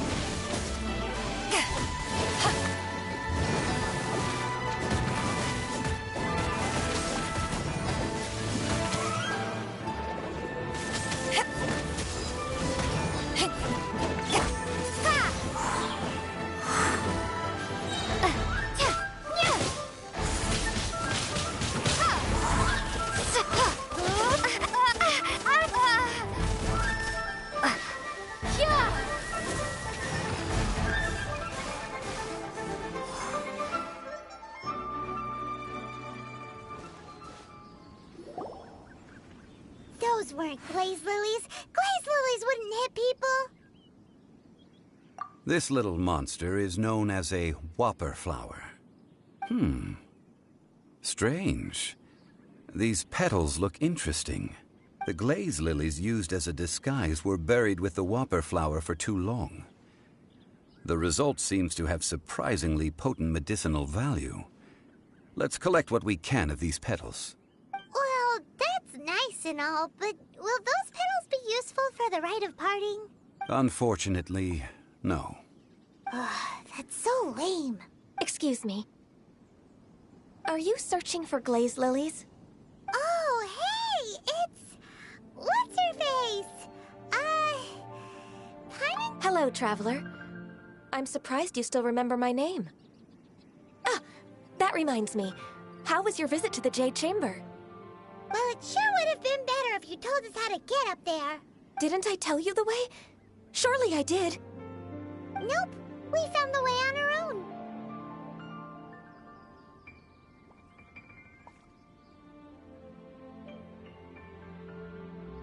Oh, I see. Uh-oh. I guess I really did forget to tell them. Huh. Something seems a little off about Ganyu.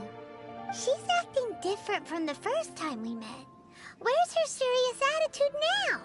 Ah, well, I met you at that time as an emissary of the Tianquan. But now, I am simply out on a stroll to see the flowers. You came all the way out here to see the flowers? Why not just enjoy the gardens of the city? Yujing Terrace is where Rex Lapis parted from this world. If I strolled through those lonely gardens now, I wouldn't be able to bear it. Whenever my duties take me near Yujing Terrace these days, I draw the windows to block my view of the gardens. Oh, sorry. We shouldn't have brought it up. No, it's quite all right. I just haven't processed my emotions yet. When the Archon War came to its end 2,000 years ago, the first iteration of the Seven would gather in Liyue and drink with Rex Lapis. But 5 of those original 7 had already passed before Rex Lapis. It's truly a changing of the guard. Yes. Now that the spirit of Rex Lapis has returned to the heavens, only Barbados of Mondstadt remains of the first 7. The other 5, including Inazuma's Raiden Shogun, are no longer the same friends from 2,000 years ago. Of the current 7 Archons, the youngest is Sumeru's god of Dendro.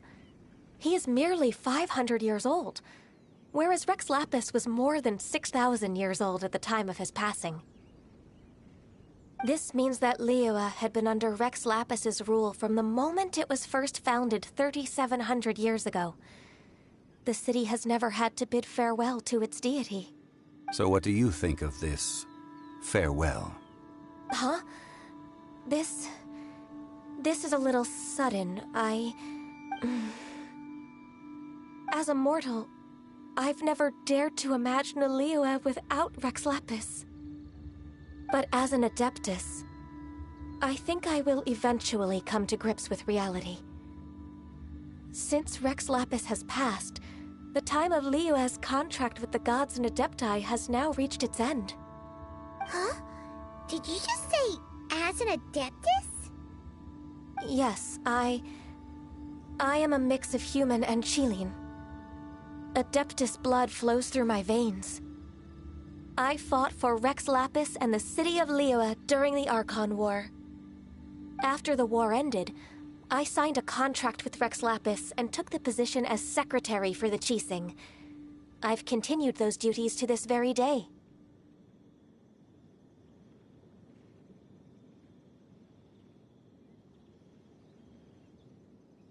Well, let's save that conversation for another day. You say that you are here looking for glaze lilies? I also know where wild glaze lilies can be found. See, I've just picked one myself. Here, you may have it if you wish. We dare not refuse it. Oh, so did you sing a song before you picked the lily? Indeed, I did. I know this tradition well. In fact, I sang a local Liyue ballad to it. Wow, so you really know your stuff, too. Thanks, Ganyu. No, it is you who I should be thanking. If not for this chance meeting, I never thought that I would be able to contribute to the upcoming farewell for our ancient lord. If you would excuse me, I should return to my work now. Good luck. And that just about does it. Our preparations for the rite of parting are mostly finished. Given the ease of picking glaze lilies, I think this was a fitting end to our tasks, in more ways than one. Yeah, Paimon can already imagine him starting a business in Liyue. I've had enough ventures in my life already. Beginning a new undertaking is always difficult at first, and requires no small amount of effort.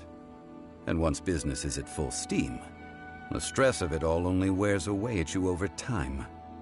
So you must be careful to take the time to step back and re-examine yourself. If left unchecked, the wear and tear on your heart may go well past mending. Wow. See? Zhongli sounds like he's already seen it all. Alright, I think it's about time we head back to Liyue Harbor now.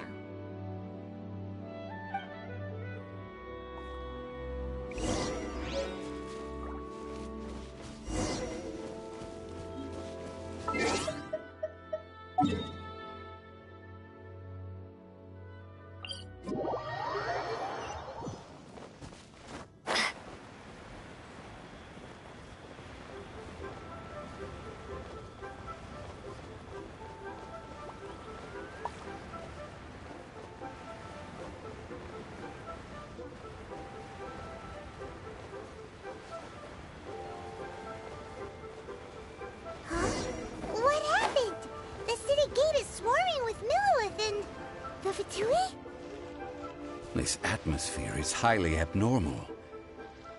It seems as though something big has happened. Ah, you're the consultant to Wengsheng Funeral Parlor. Mr. Zhongli, I presume. The Millilith are watching our every move now. These are desperate times. We mustn't act rashly. Desperate times?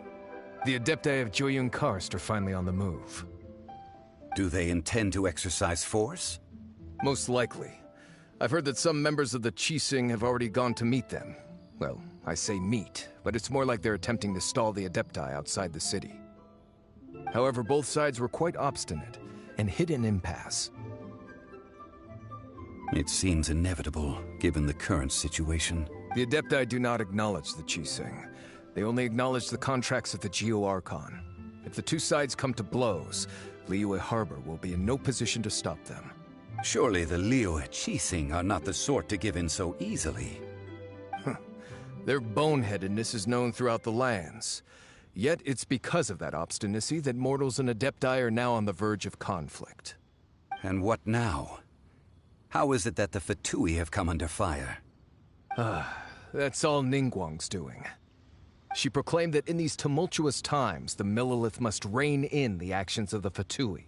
Only now do they want to start keeping tabs on us? That's the Qixing for you. Anyway, Mr. Zhongli, you're one of Child's close associates.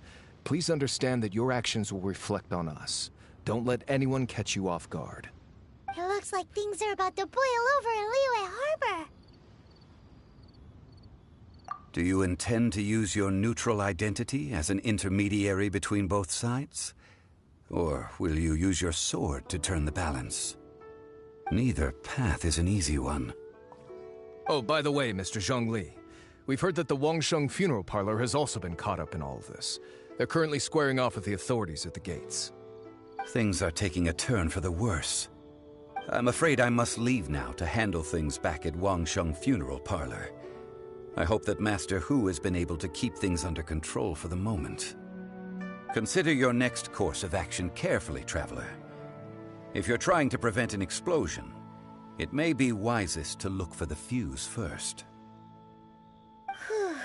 Having connections with the Fatui seems to be quite the double-edged sword. So what does Zhongli mean by looking for the fuse?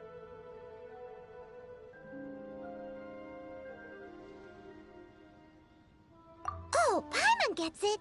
If there's anyone that wants to see the whole city turned upside down, it's definitely him! He must be waiting for the moment when no one is watching to do something really bad. But where could we find him now? Where would he go at a time like this?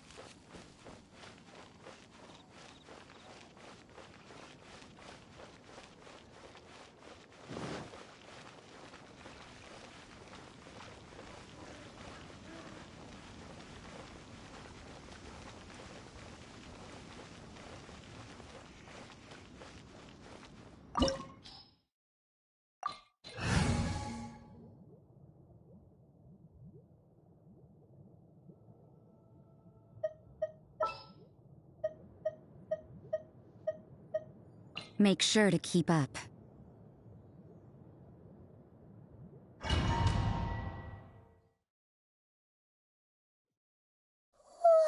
Wow! This is the Golden House? It looked impressive enough from the outside, but who would have guessed that it was even fancier on the inside? And so full of Mora! This is where all of Teyvat's Mora is minted, right? In that case, maybe they won't notice if a few Mora go missing. Oh, so it's a trap! Tricky, tricky. Good thing Paimon's got you here. But even if we can't take any, we can still have a closer look, right? Or better yet, take a nap on top of a mountain of Mora. It's like a dream come true. Oh, right. Back to business. It's quiet. Too quiet. Surely someone's gotta be guarding something as important as the Exuvia. Huh? Look! What happened here? Uh-oh. Paimon smells trouble. Quick! We have to go make sure that the Exuvia is all right.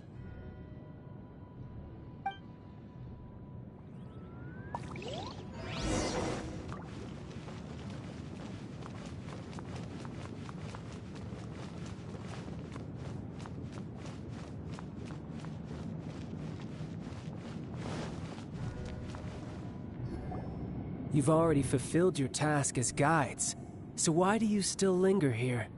Haven't you already seen enough trouble for today? Huh? Who's there?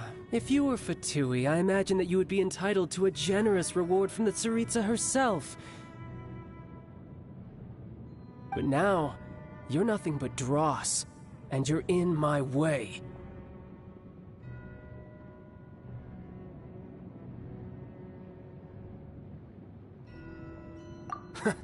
Although I'm deeply grateful to you that I was able to effortlessly find this secret location, don't you think that trying to stop me now would just be wasted effort?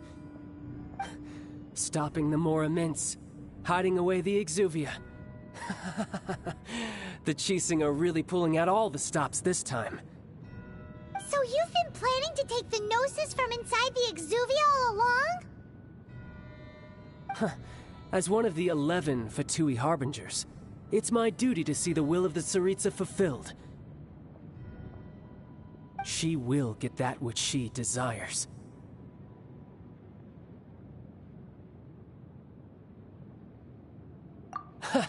I'm not asking for your blessing, and there's nothing you can do to stop me anyway.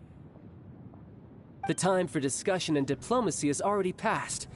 I mean, if it were up to me, I would have skipped that stage to begin with. But I'm willing to do as the Tsaritsa deems fit.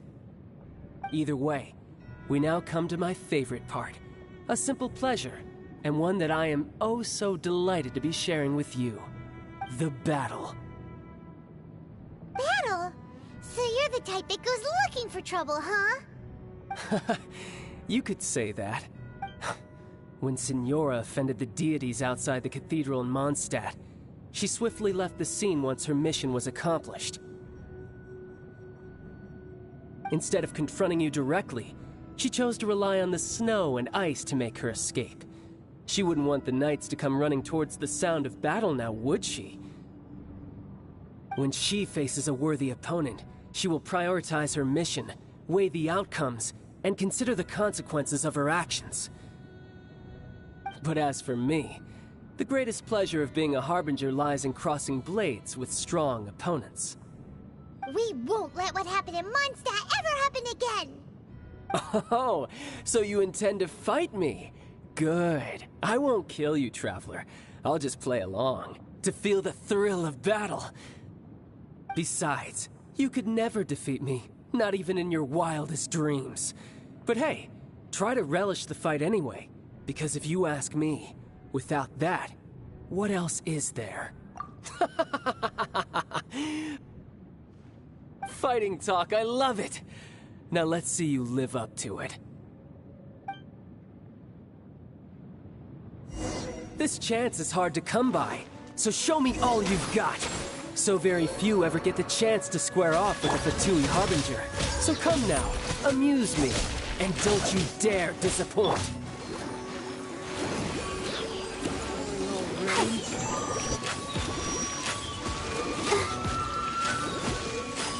Judgment! Passable left. Shiver! Yeah.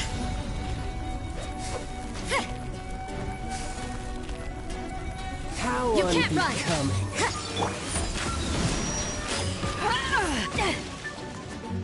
Try this.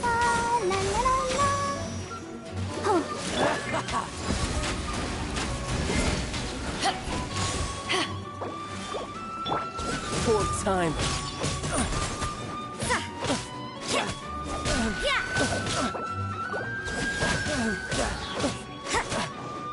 I'll protect us. Go, Barbara, go! Yeah! Poor time. Yeah. Passable effort. Lights out. Not bad, not bad. So quick to flee.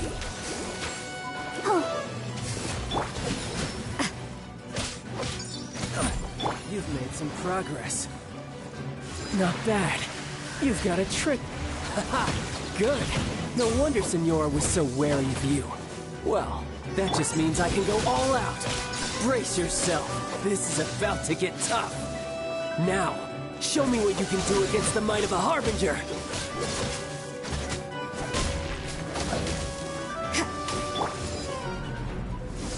The price of a single slip. Let the show begin. Got you. All you do is run.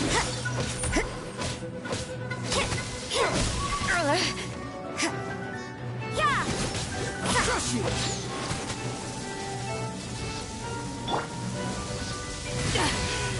I never yield. Oh no! Judgment!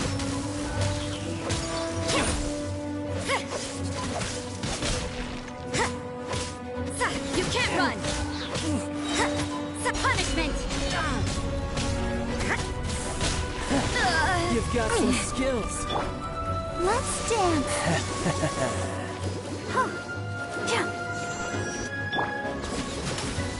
My turn.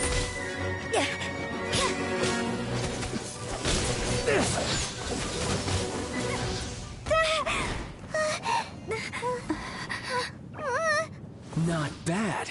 Your swordsmanship is quite impressive. But that's about as far as you'll get.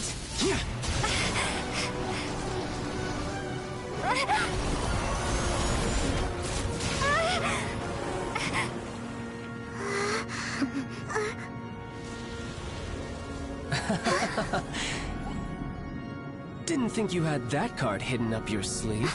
You were just playing us to get close to the Exuvia! Oh, quiet down. Stop acting like some wide-eyed recruit. You've seen this world. You of all people should know. This should have been expected! Well then, I'll be taking Morax's Gnosis now! I see. Well, this is most unexpected. You beat me to it, didn't you?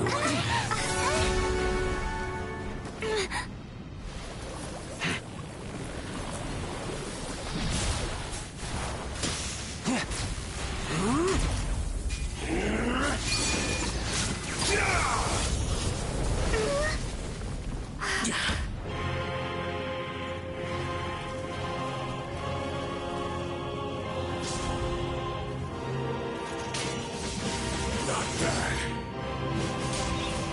But this is going to cost you! Yeah!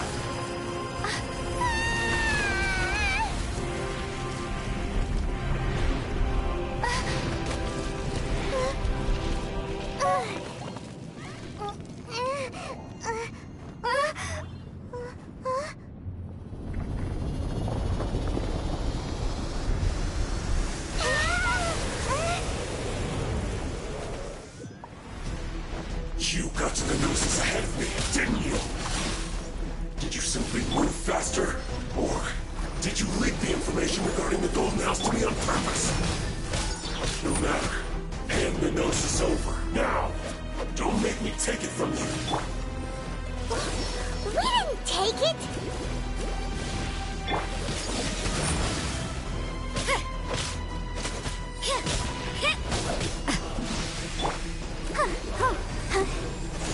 Go, Barbara, go! Yeah. Hey. Let the show begin. Ow.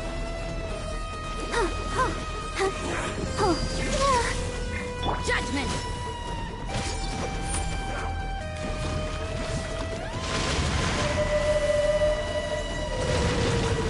You can't run! Come on, we can do it. Die! Shiver!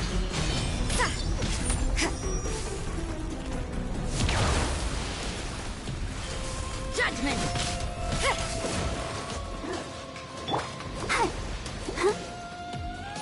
dance!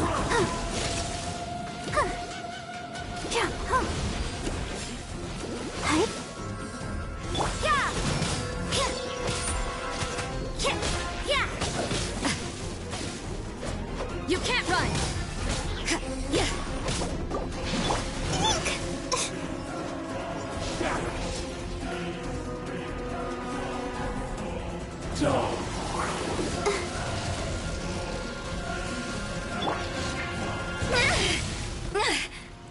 Judgment! I'll protect us.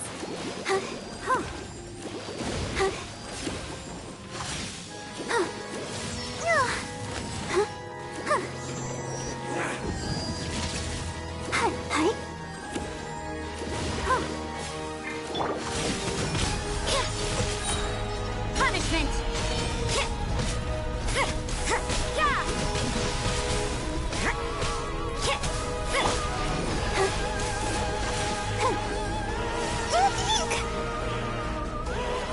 Die. Judgment! Yeah. Yeah.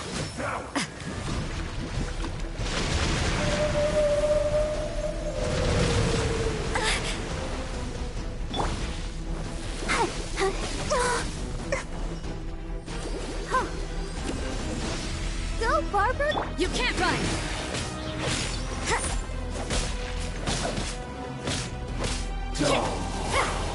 Judgment! Let the... You can't run! You're cut above.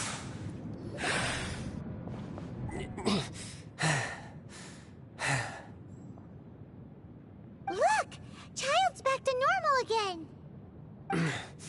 Well then, time to cool off.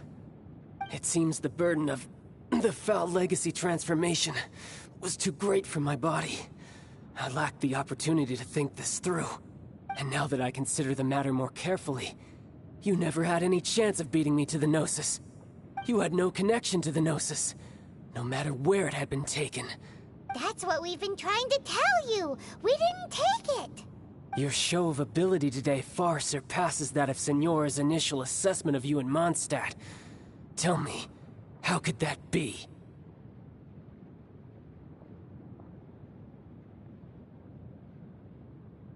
You already know the answer, don't you? I can see it in your eyes. But if that is a secret you wish to keep, I guess I'll just have to curb my curiosity. This battle has already left me satisfied. Anyone who strives as I do to grow stronger shall be called a friend, even if our friendship can only be shown in battle against one another. Pretty sure that's not the normal way to make friends. Unfortunately, I must bring this amiable conversation to an end. My quest still beckons. Given that the Gnosis wasn't taken by anyone, then we must look once again to the beginning. Perhaps it was never in the Exuvia to begin with. In fact, it might be that the Exuvia was just a diversion of sorts. What? So you mean that... Yes, it appears so.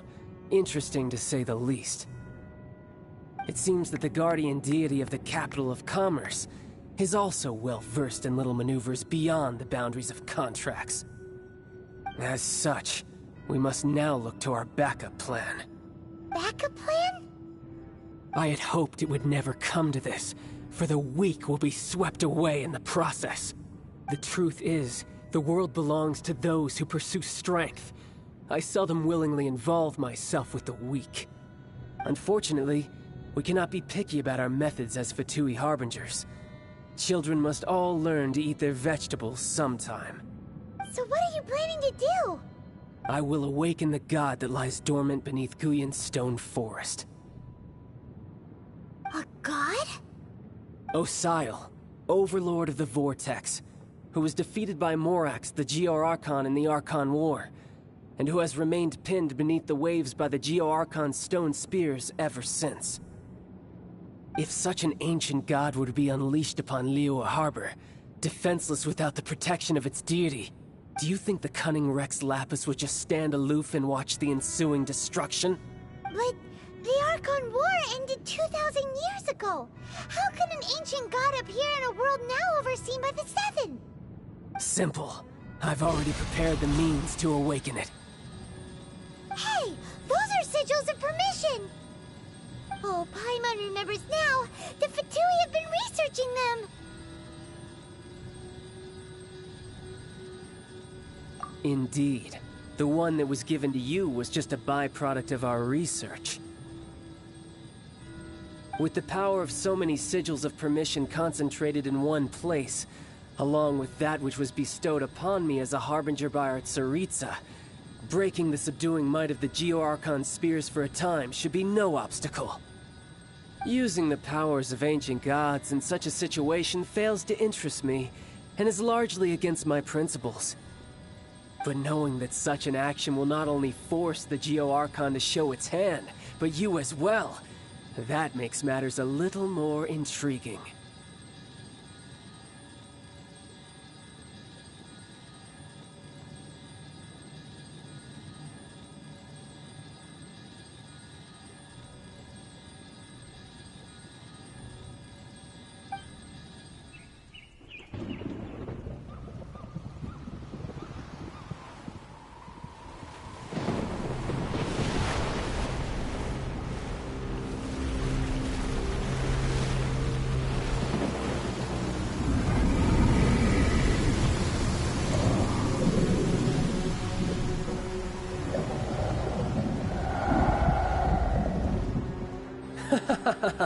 Let's see.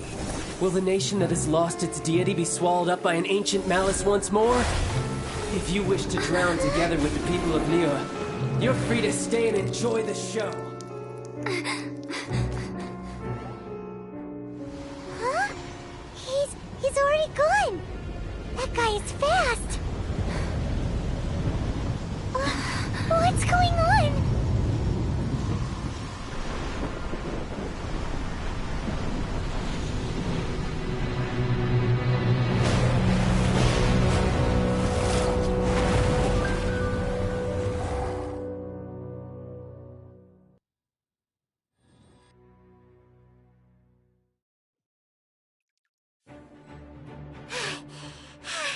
Paimon's exhausted.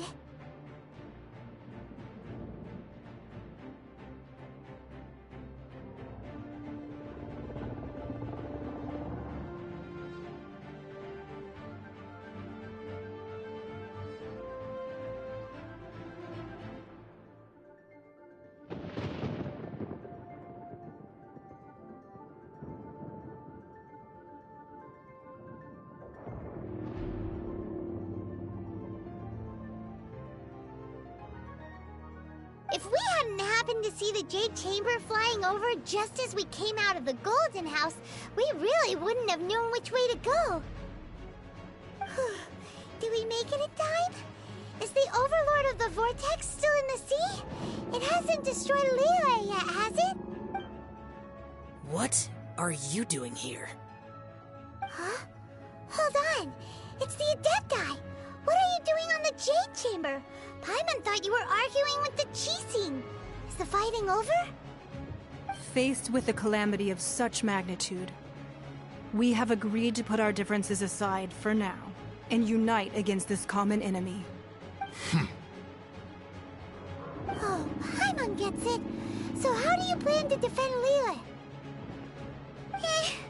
Just seeing this Overlord of the Vortex guy puts a pit in Paimon's tummy, even from all the way out here. It's not just you. We've got new Millilith recruits who can't even stand at attention without shaking. The force of an ancient god's presence seems to be too much for ordinary people to handle. Which is why we must stop that monster before it gets any closer to Liyue Harbor. So the Archon War was fought 2,000 years ago against enemies like that thing? Now that's scary. So will the power of the Qixing, Millilith, and Adepti gathered here be enough to stop that god? We've already discussed this together, And our conclusion is... not necessarily. What? But all of you are supposed to be the Guardians of Liyue. Can't you think of something? One certainly could. Huh? The Qi Sing did once research the matter of the Guizhong Ballista when it piqued their fancy. And as fate would have it, one who did craft the Guizhong Ballista with one's own hands is here. For what could you mortals ever learn of Adepti mechanisms? Yet, it would take one, but a little tinkering to turn this ballista into an engine of war beyond your wildest thoughts. I suppose this is one blessing from the Adepti that we should be thankful for. So be it. We shall use the upgraded Guizhong Ballista to fight off that god. All the Adepti here can lend their strength to man it. We haven't a moment to spare. Our battle begins now. Yep.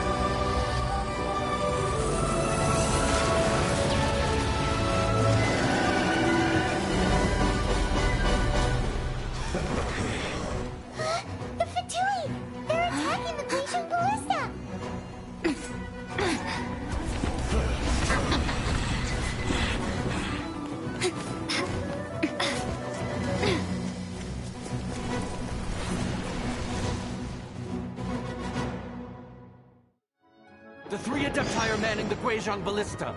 Do not let the Fatui disturb their work! All able Millilith, with me! Let's go help too! We Adepti have not faced a god in several millennia. Let one see what you are made of then. What strength remains within you? One wishes to witness.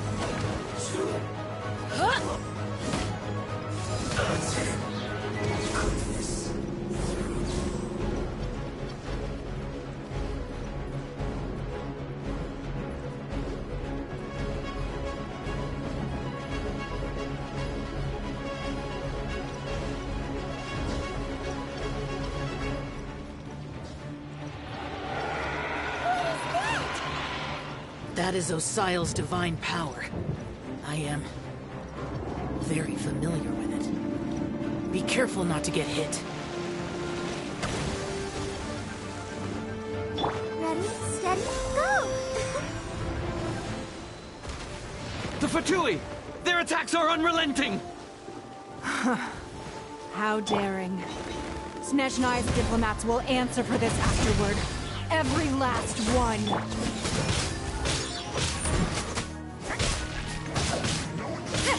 You can't run! Time to fulfill my duty. No slacking off. The ancient god's attacking again! There are so many Fatui too! We can't look! Were you about to say we can't hold them, children? Huh? Don't lose heart. Here, take this. This is Adeptal energy! That light from your body, it's like the time of Jillian Karst! Wow, it's Madame Ping's shockwave! This grid is really strong!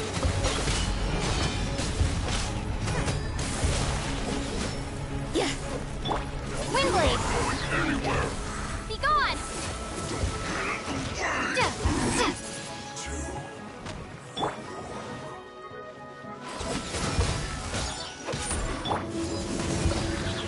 This should be fun. Eyes on me!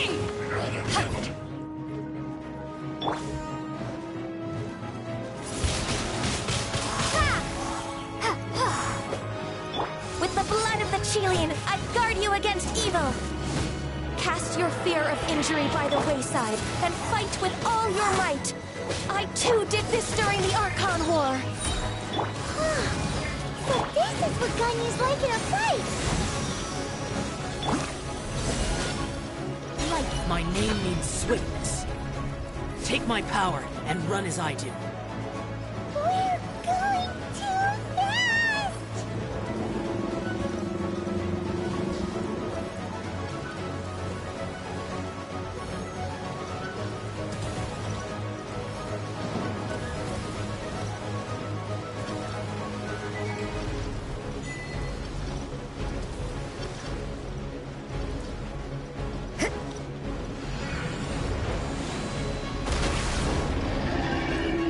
Child, you are strong in body and spirit.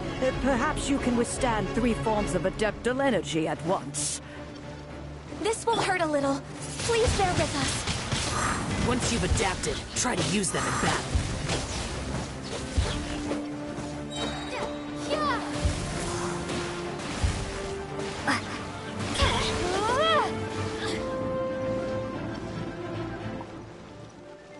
No excuse for slacking.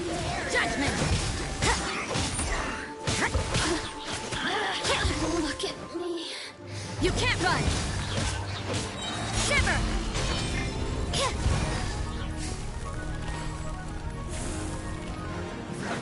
Let's move. Judgment!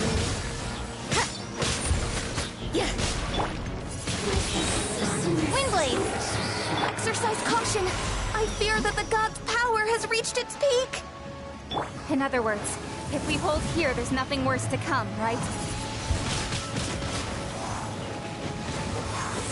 Looks like I went too far. Let me amuse myself. Prepare to be blown away! Windblade! Let the show begin. Yeah! Punishment! This is it.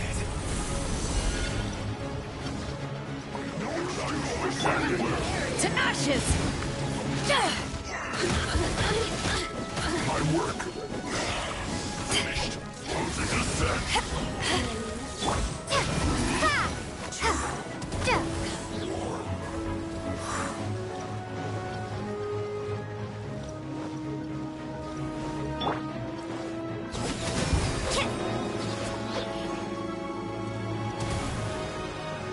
The Fatui's numbers are thinning! Fight on, comrades! Once we finish this lot off, the Adepti will be able to deal with the god in peace.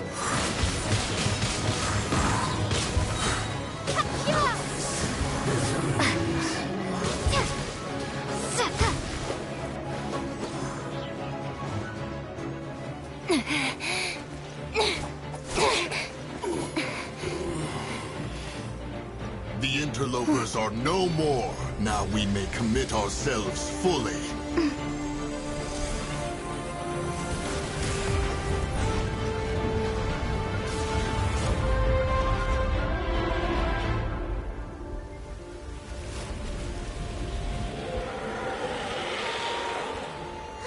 It's working! We just need to keep this up!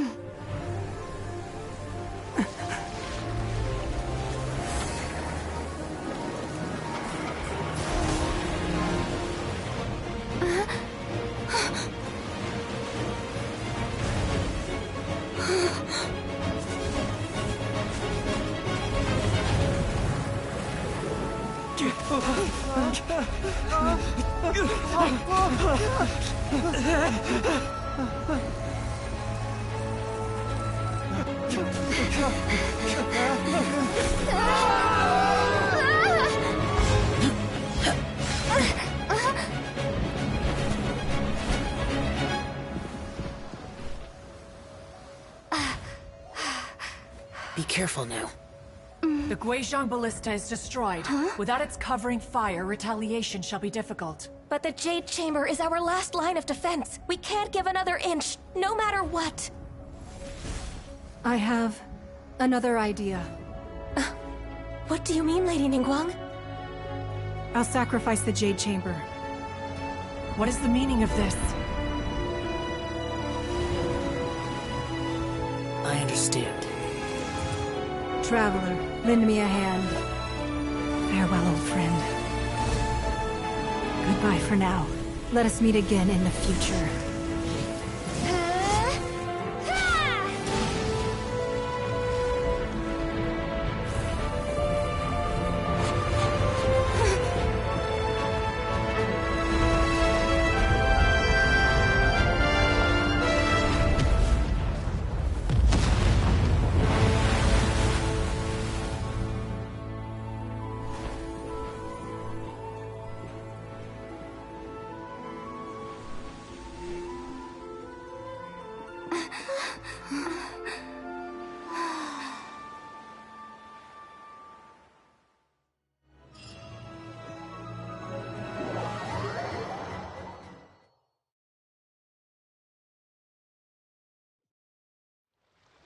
Is it finally over?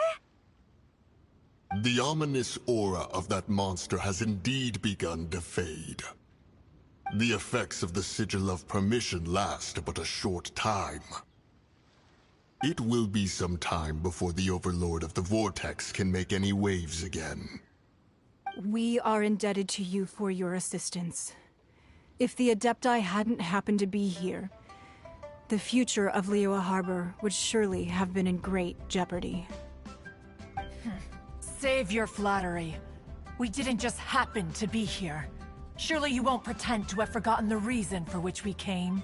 Come now. There's no need for such harsh words, Cloud Retainer. I've heard that when Ningguang began learning to do business, she had already started setting aside part of her then limited income in preparation for building the Jade Chamber. At first, it was only the size of a small room, but with continued expansion, it has become the palace that lies before you now. It is a testament to Ningguang's entire life, both as a businesswoman and as the backbone of the Liyue Qixing. Seeing the Jade Chamber destroyed in the defense of Liyue means much to her. To me, such cooperation and sacrifice deserves at least some recognition, don't you agree? Well, I was really hoping you would say that such sacrifice could at least be used as some leverage in our negotiations. Thank you all for hearing me out. We know very well why the Adepti came here today. But please forgive us. We cannot yield to your wishes. Oh? 3,700 years. According to our records, the Adepti signed a contract with Rex Lapis to protect Liyue 3,700 years ago. Even to this very day, Liyue and its lands have stood the test of time, immovable as stone, just as it was thousands of years before. This is truly no small feat. But that does not mean that the Liyue of today is the same city as it was all those years ago. Do not merely cast your protective gaze upon the land. Instead, focus your sights on our city and each of the citizens that dwell within it. Are you questioning our means of protecting Liyue? I mean no offense. I simply hope that our Adepti forebears would see Liyue in a new light. Forebears, you say? One doubts you would be fit to be part of such a lineage. This morning, Rex Lapis appeared to me in a dream. What? In the dream, I yearned to tell him that we Qixing, though mortal, are equally bound to the contract. Each passing generation of the Qixing leaves many things of value to be inherited by the next generation. I also thought to tell him how the past generations of Qixing had strove under his rule to survive in our mortal world. establishing a network of contracts which has since come to be known as trade. But I dared not speak. I could only gaze at him in silence until the moment I awoke. Oh, Ningguang. Yet another perspective. What are you trying to say, Outlander?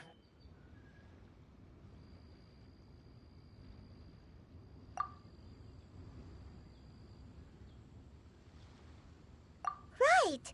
That's something that happened in Mondstadt. It's a story about the Four Winds and the people of the Animal Archon.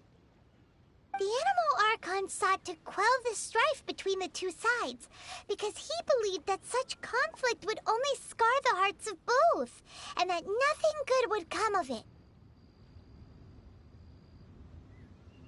Each of the 7 nations has its own scars from the past.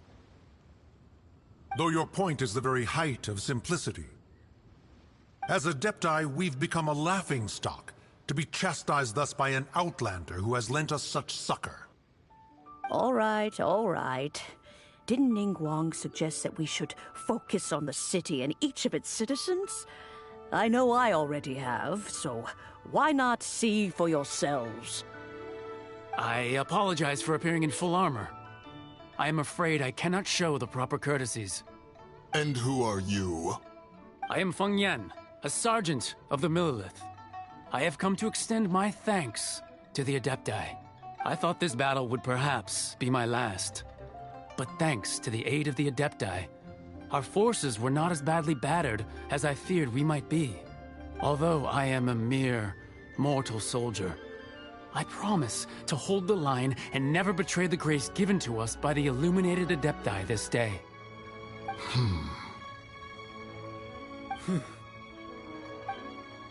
Huh? Why does everyone look so down? Didn't we just beat that big monster? Weren't you frightened, dear? It was quite the predicament. I wasn't afraid. All the strong Millelith guards were there, and those powerful heroes with their visions were there. Everyone was there. When danger is near, everyone always protects me.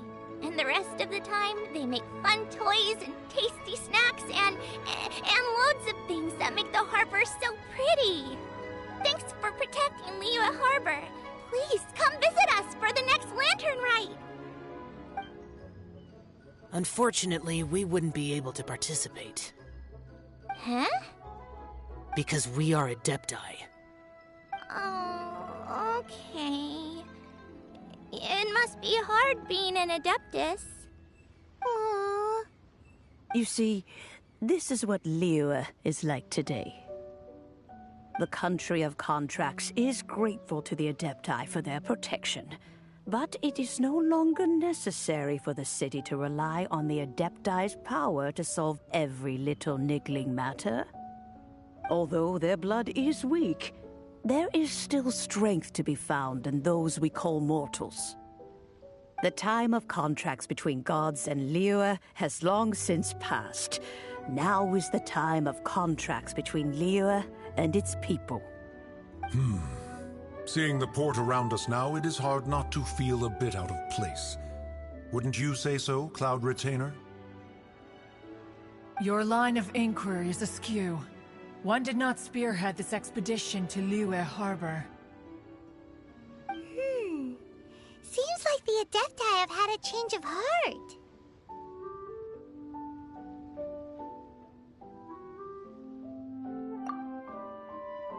Let us return now. Eager to leave, Conqueror of Demons. Yes, one understands what the Conqueror of Demons means. The city of Liyue has changed much after our long separation. One fears that by the time one finally grasps the new contracts of Liyue, you humans would have once again changed the place beyond recognition. Fair enough. Away we shall, and return whence we came.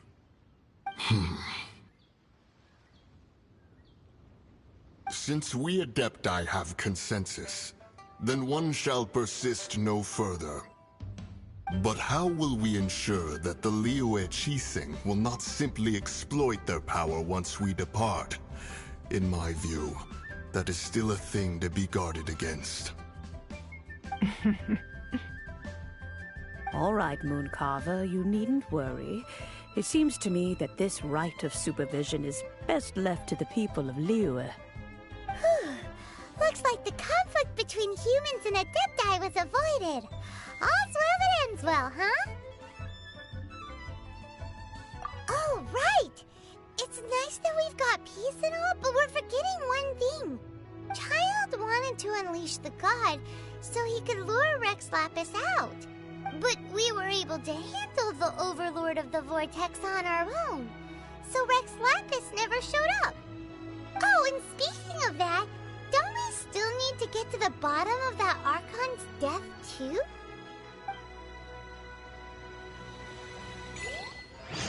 Paimon doesn't get it. But isn't the strongest lead we have the Adepti-less rite of parting that we're organizing? No idea where Zhongli's gone. Let's ask for him at Wangshen Funeral Parlor.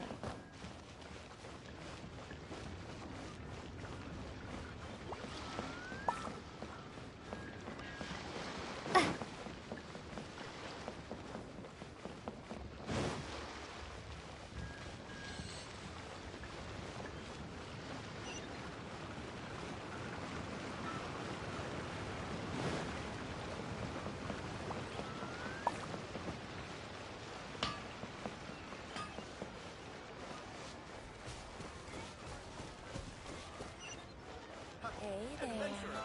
Don't be shy. Hello there. Come and see these players.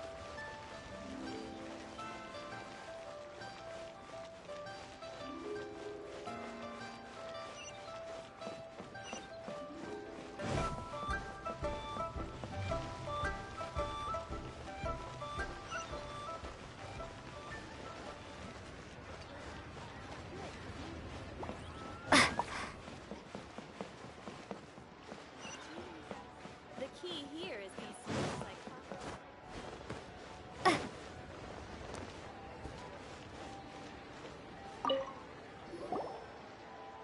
Is there anything I can do for you two? I'm afraid that Wangshen Funeral Parlor isn't in the best state to receive guests.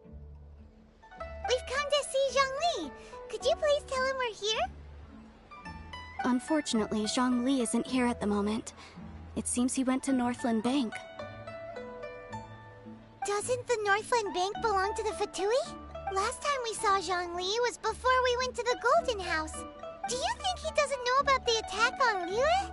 Visiting the Fatui at a time like this could only mean more trouble.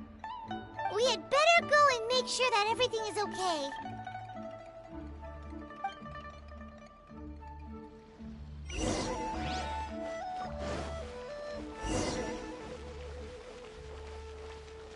The key here is consumer psychology.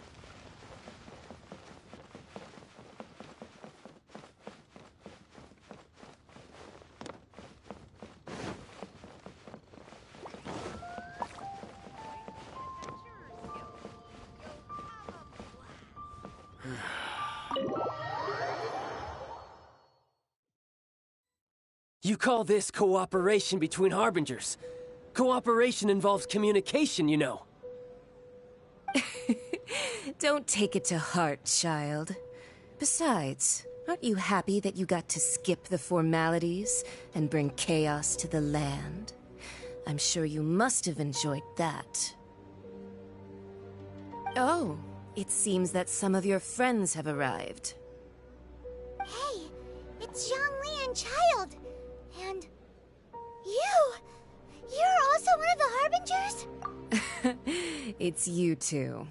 I believe we've met once before. In the City of Bards, was it? I'm glad you still remember my name. Ah, right. I imagine that it must have been rather hard to forget watching helplessly as something precious was snatched away from your friend. No, don't let her get to you! You've yet to gather the powers of all 7 elements, and our last battle at the Golden House was almost more than you could handle. So it might be best to keep things peaceful this time, seeing that 2 of the Harbingers are here. Well, if it isn't you two. This is our first time seeing each other since Liyue was nearly wiped off the map. This is certainly a bit awkward, wouldn't you say? Paimon knew that we should never have trusted a Fatui Harbinger.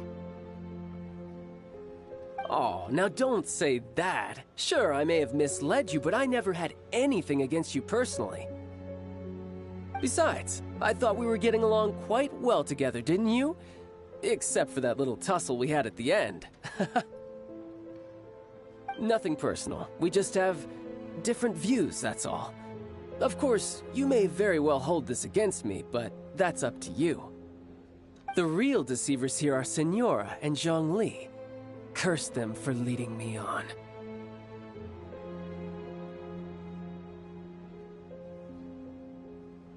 So actually, I think... Stop wasting time, child. There'll be plenty of time to chat once I'm through here. You remember the agreement, Morax. Now, if you would be so kind. The Gnosis, please. What in the world are you talking about?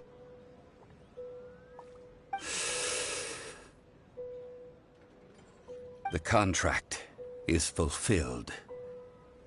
That which thou seeketh is now bestowed unto thee.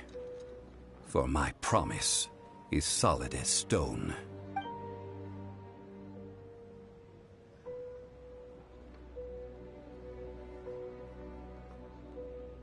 How sanctimonious.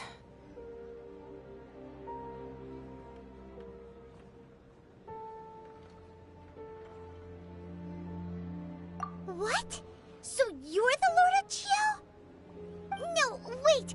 That's an exciting twist and all, but why give the Gnosis to the Fatui? I do not give it for free. I give it as agreed upon in the contract. For it is a matter solely between the Tsaritsa and I.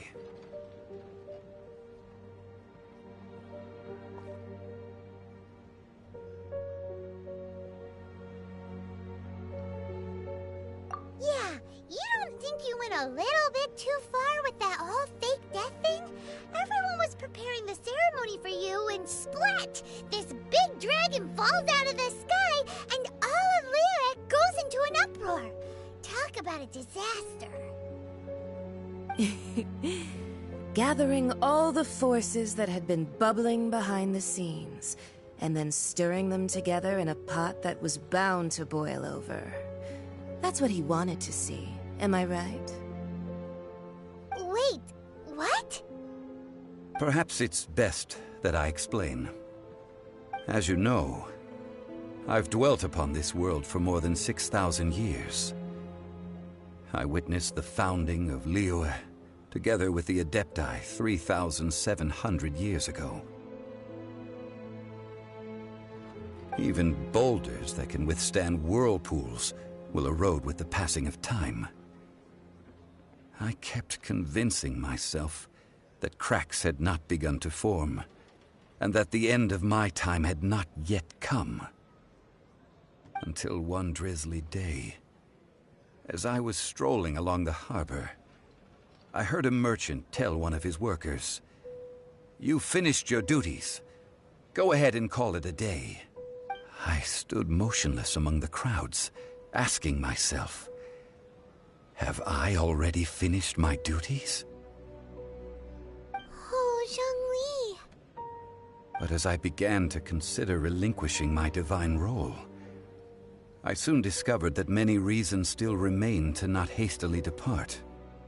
Was Liyue, the city I had dwelt in for so long, already prepared to enter its next age? I decided that a test was needed in order to reveal the answer. So I feigned my own death, and gathered the cast of Child, the Adepti, and the Liyue Qixing to play their roles together on the stage that was Liyue.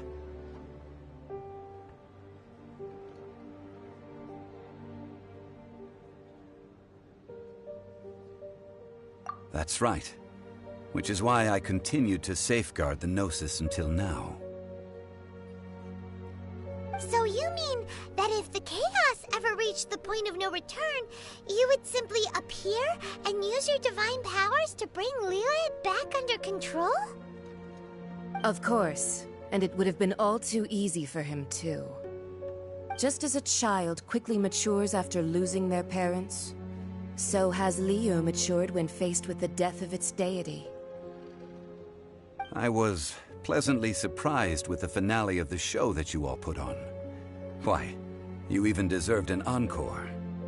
The Adepti deserve the greatest applause, considering their years of seclusion. They hardly recognized the city, yet faced with such a crisis, they exerted the greatest amount of restraint. Not only did they manage to cooperate with the Qixing, but in the end, they even tried to understand the heart of the people.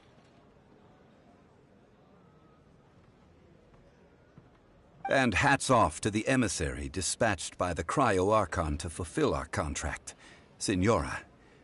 She managed to keep everything she knew in strict confidence, far from the eavesdropping ears of her colleague child, just as I had requested. All the while, I carried on as Zhongli, and fulfilled the traditions of Liyue in this mortal form. Thank you for walking that path with me, traveler. These things were all a part of my script. The only unforeseen plot twist was the conduct of the Liyue Qixing. I had expected them to do no more than the Adepti, to come to the defense of Liyue.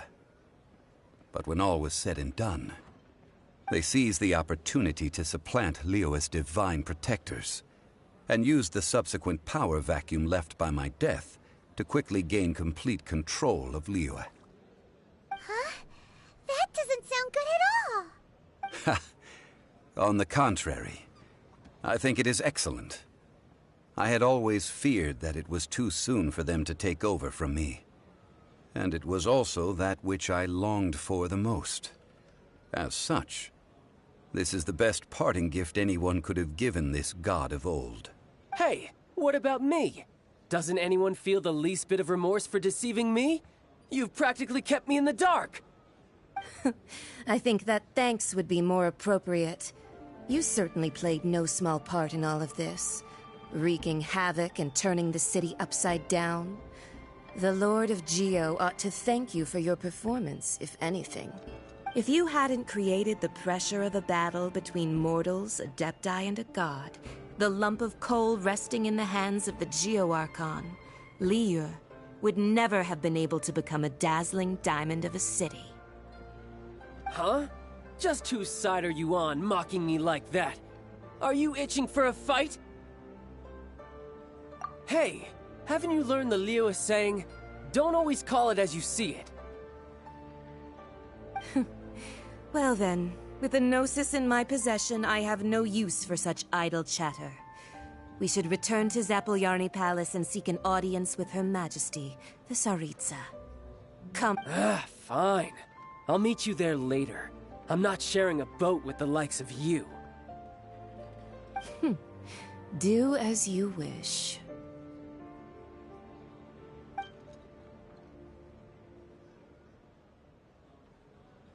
Now then, is there anything else you wish to ask me?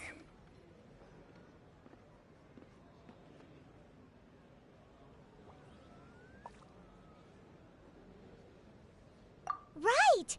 As Zhongli always told us, a good trade is a fair trade.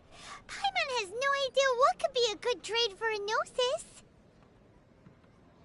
Realistically speaking, there is no such thing. Huh? However, I am the god of contracts. For thousands of years, I have made countless contracts. If the deal was of no benefit, then I certainly would not be inclined to agree to it. My agreement with the Cryo-Archon will be the last of my contracts as the Geo-Archon. My contract to end all contracts.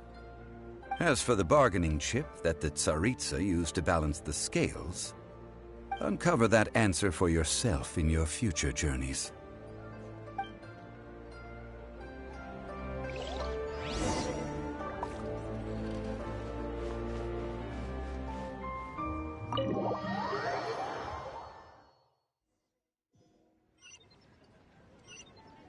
Today's the day of the rite of parting. Although the star of the show is fake, we've spent so much time trying to organize it, it would be a real shame not to go there now.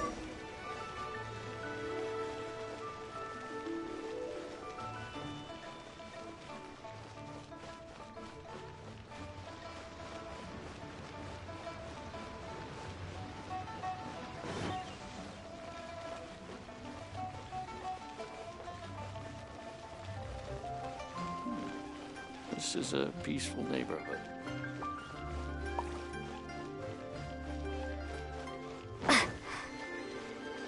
You know that god from the ocean couldn't have just shown up out of nowhere. I mean, it's been 2,000 years since Rex Lapis subdued it.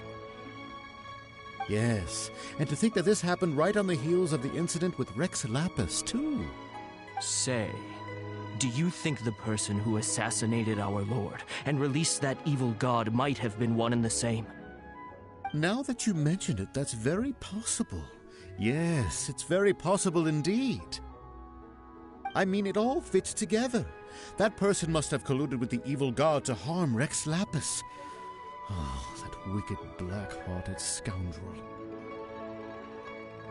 Still, what sort of supernatural prowess must this person possess to be able to do such things?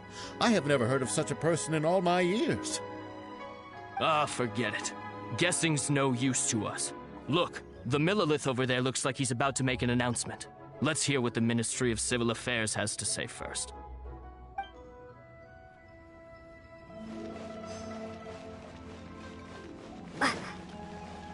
Oh, well, since we're going through with this rite of parting, I guess it means that those rumors hit the nail on the head.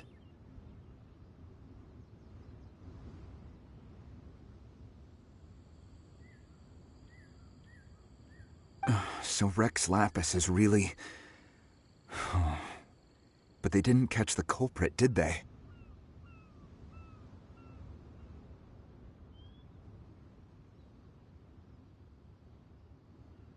Oh, come on. Do you think that the assassin could have been a normal person? You know what I think. I don't think any of the gossip on the streets you hear from those shady types is worth anything.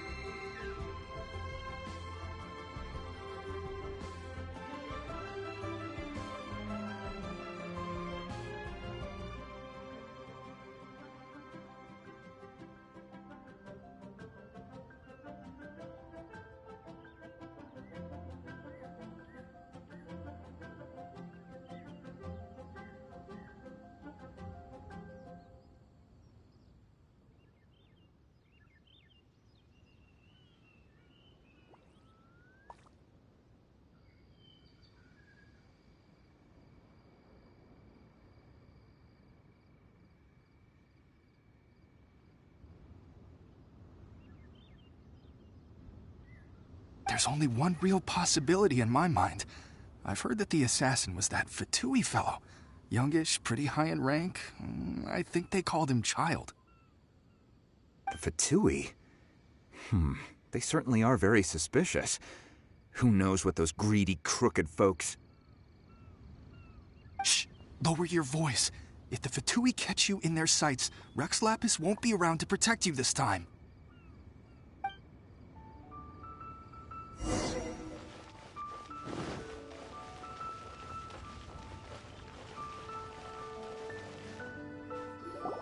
Hear ye all!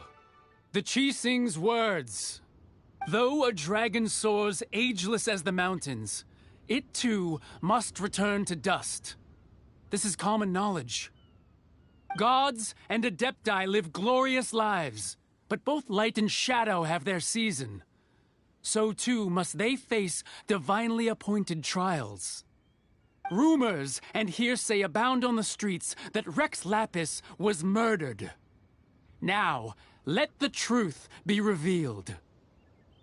Having been thwarted in his trial, Rex Lapis's soul has recouped the celestial heights. He beseeches the people of Liyue to grieve not and to let not their hearts be saddened. Nor are they to believe street-born rumors or indulge in baseless speculation.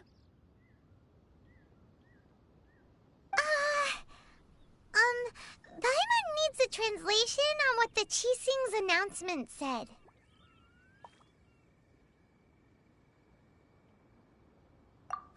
So that's how they're spinning it.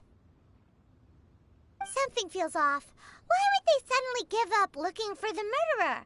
Not to mention how this excuse sounds like something they just made up on the spot.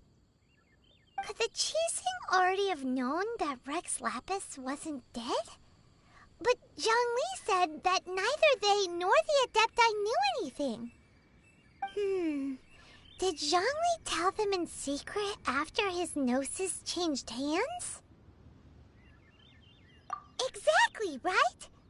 Ooh, seems like the rite of parting has been going on for a while now.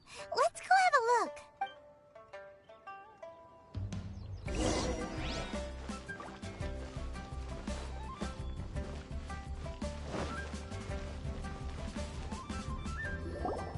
Look, it's Ningguang and Keqing. Are they saying something?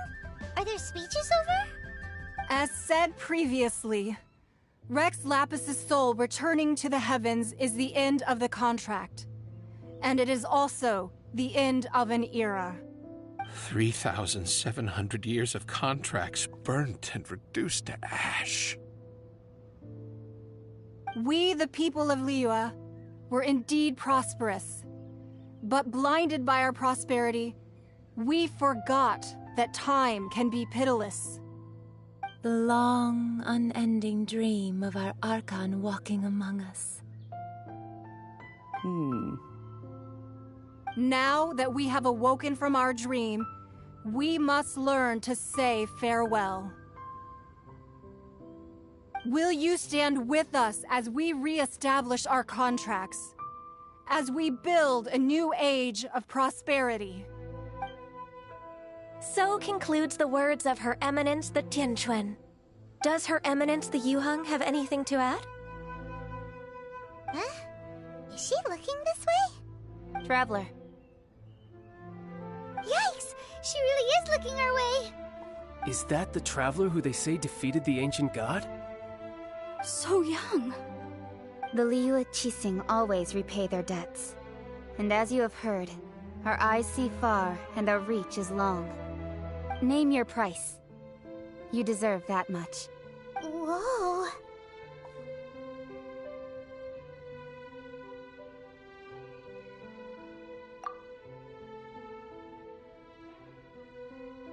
Well, could you help me put up some missing person posters?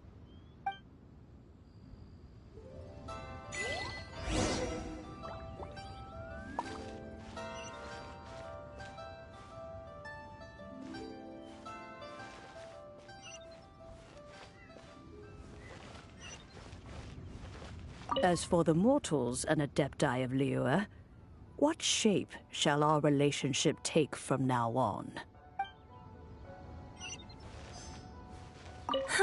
And to think I'd put my best perfume on before coming here, thinking you'd like it.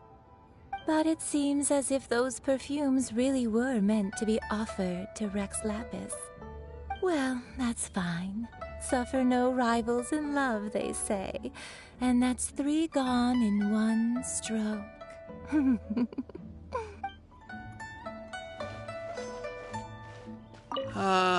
Rex Lapis.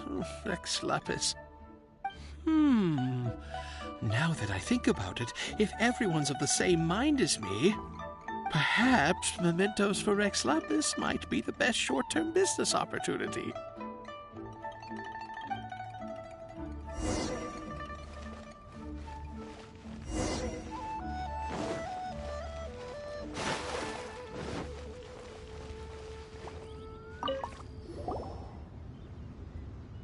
Hey, Zhongli! Look at this. Everyone in Liyue is caught up in their emotions, thinking that they'll never see Rex Lapis again.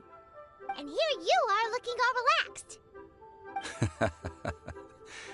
Why would I not feel more at ease after laying down the burden I have borne for 3,700 years? Right. If the 2 of you can spare the time, I should treat you to a meal at the Xinyue kiosk. That sounds like big talk, Zhongli.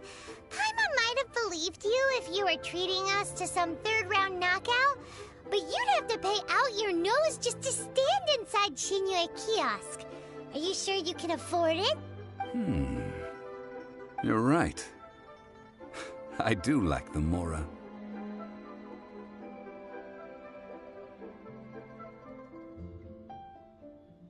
As the Rex Lapis Morax, I can easily create Mora. But since I have chosen to walk this earth as the mortal Zhongli, I should abide by the same rules that mortals do. When I was journeying with you, though I still had the Gnosis in hand, I knew that I must soon retire from my role as an Archon, so I had to rehearse a little for my new life. Oh, no wonder! Paimon gets it now. You didn't look at the price tags when we were spending because you've never had to. But since you weren't used to not being able to just make more Mora as and when you wanted to, you had to try becoming a parasite to society who lives off of other people's credit. Well, we were only spending Fatui money. You don't have to say it like that. In the City of Commerce, we do not merely exchange money or goods. We also exchange knowledge, memories, and foresight, as well as positions, roles, and lives. The Archon Morax could never experience life as the true mortal Zhongli could, no matter how many times he descended to be with his people. I must thank you for that.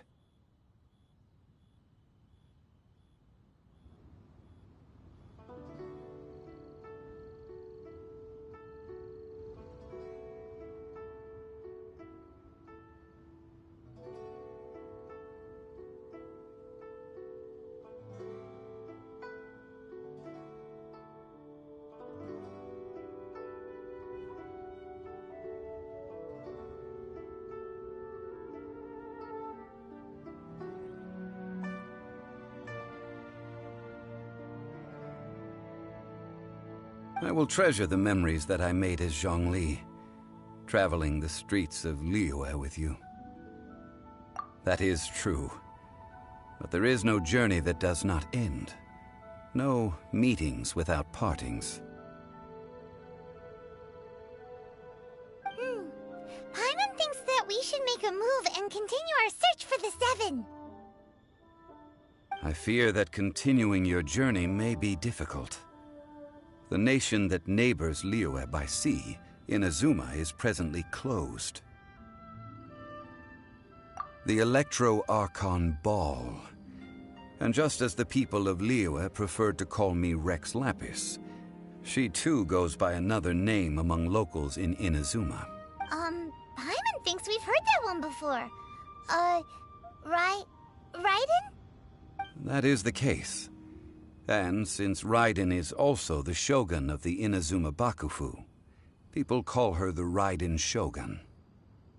That said, though people at the wharf were saying that the situation in Inazuma is very tense, Paimon doesn't remember that always being the case.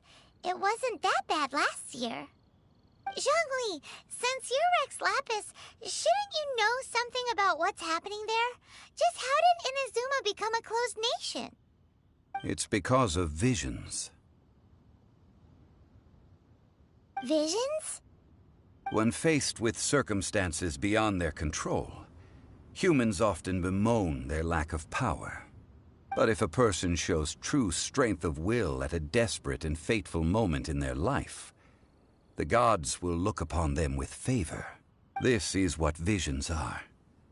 Magical foci bestowed upon those who have been acknowledged by the gods. Uh-huh. That's how people in Teyvat see it. But starting from last year, the Raiden Shogun began promulgating the Vision Hunt Decree. Vision Hunt Decree? Yes.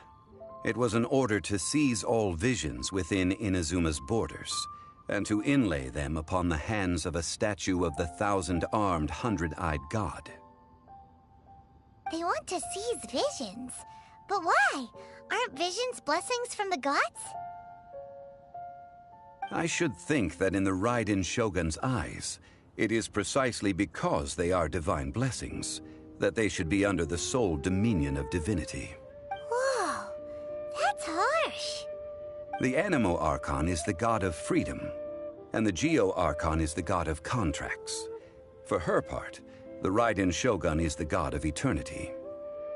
It seems as though she has finally decided to eliminate any unstable elements that could pose a threat to her eternal realm.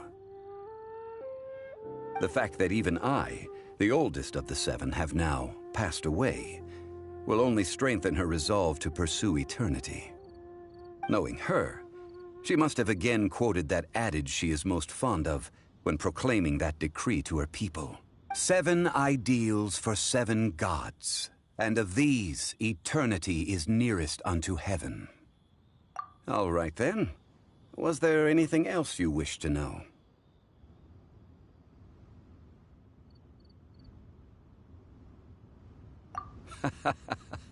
Ah, that was a good one. Failing a divine trial. How they came up with that excuse, I will never know. That said, the reason why the Qixing were so eager to resolve the incident and stop pursuing the culprit was indeed because they received news in secret that Rex Lapis was not dead. I hinted as much to the Adepti as well. How did I accomplish that, you ask? Have you ever heard of this particularly convenient Adepti art known as gifting dreams and visions? All right then. Was there anything else you wish to know? Yeah, about that. Before the Qixing made their announcement, we listened to a lot of people talking on the way. Most of them put the blame for everything on Child. These are indeed false accusations. But it remains undeniably true that Child did send people to the Jade Chamber to prevent the Adepti and the Qixing from defeating the ancient god. I've heard that Ningguang is busy milking that for all it's worth on the foreign relations front at the moment, browbeating the envoys of the Fatui. Ha! Those poor Snezhnayan diplomats. If it were not for Child's exalted position as a harbinger, I'm certain that they would have shifted all the blame to him and called for his dismissal by now. All right then. Was there anything else you wish to know? The time of the Adepti has long passed. If even the Liyue Qixing don't want to face that truth, then what future is there for Liyue? Keqing is absolutely right in saying this. Now, though I did laud Ningguang's desire for power, believing this to be a good thing, and thought as a matter of course that she must have been behind the Qixing's plan to take governing power over Liyue from the hands of the gods and Adepti, could the original person who brought up the idea of seizing power have been... All right then. Was there anything else you wish to know? That's right. Zhongli, now that you don't have your gnosis, what's going to happen to all the Mora in Teyvat? Since Morax is dead, are they all just gonna disappear? Also, isn't the Golden House the only mint in the entire continent? Will it even continue to work? The Mora present now will not vanish. But the Golden House will indeed have to cease operations for a lengthy period of time, since creating Mora requires the use of the Geo-Archon's power. This is terrible! We're all about to run out of Mora! The world is coming to an end! Yes, this is indeed a major issue from a financial standpoint. Well, I suppose we'll just leave such troublesome matters to the Liyue Qixing to debate. Then, did you at least set some private funds aside for yourself? Oh, a private fund. This does seem like a good, logical, common-sense idea. It's a shame. What's a shame? It's a shame that I didn't think of it at the time.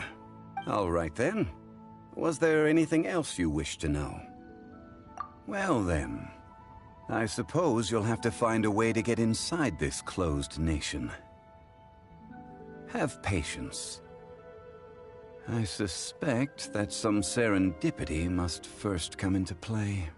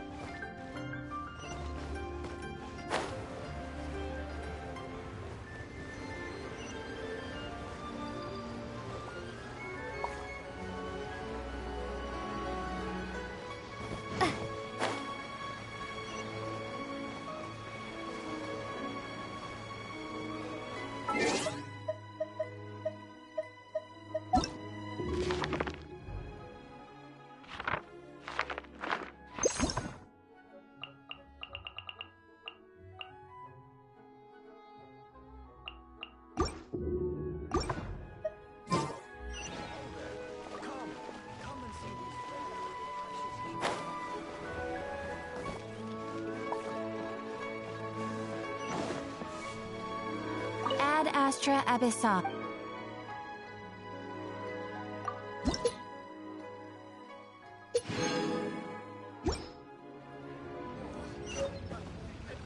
Ad Astra Ab...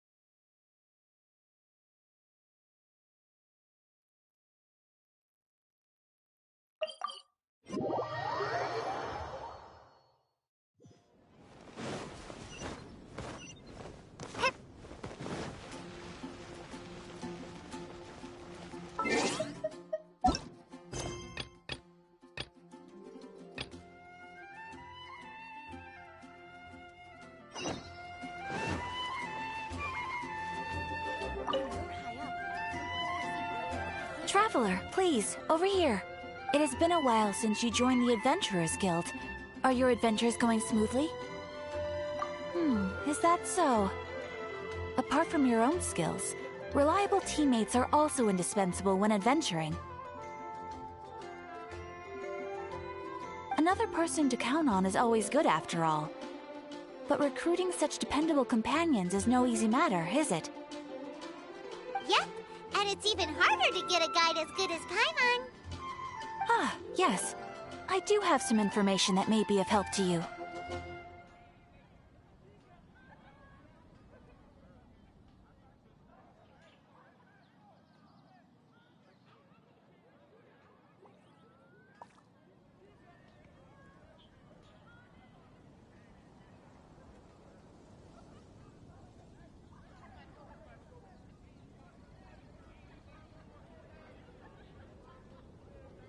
Let me consult our records. Ah, there it is. There's been a certain blonde stranger who arrived in Mondstadt lately, dressed in most unusual clothes. Blonde. Dress is all funny. It feels like Paimon's heard this one before. Wait, do you mean... Does that stranger's face look anything like hers? Like the honorary knights? No, they couldn't look more different. This stranger is a very tall man, and even has an eye patch. Seriously? How does this have anything to do with Kaya? Eye patches can't prove that you're related anyway.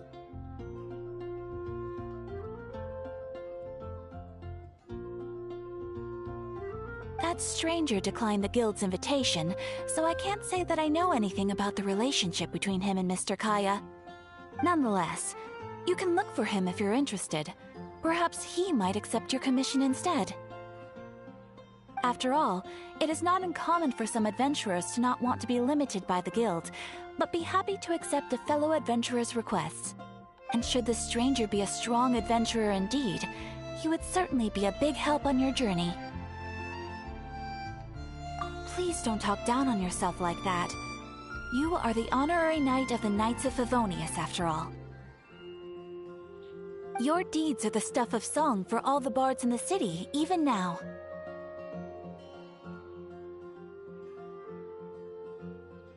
Well, as to further news about him, you may want to ask Mr. Lawrence. He stands guard at the city gate, so he may know something about that stranger. I wish you every success, adventurer.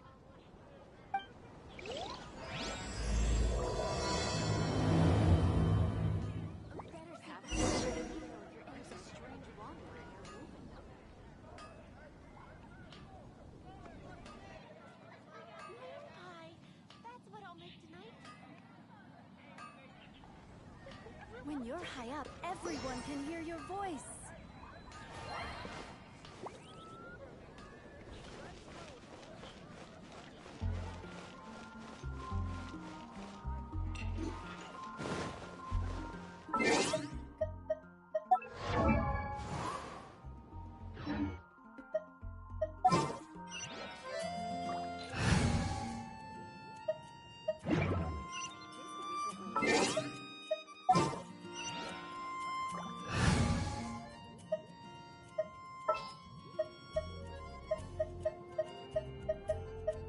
finish this quickly. There's a strange wanderer in the wilderness. Hey!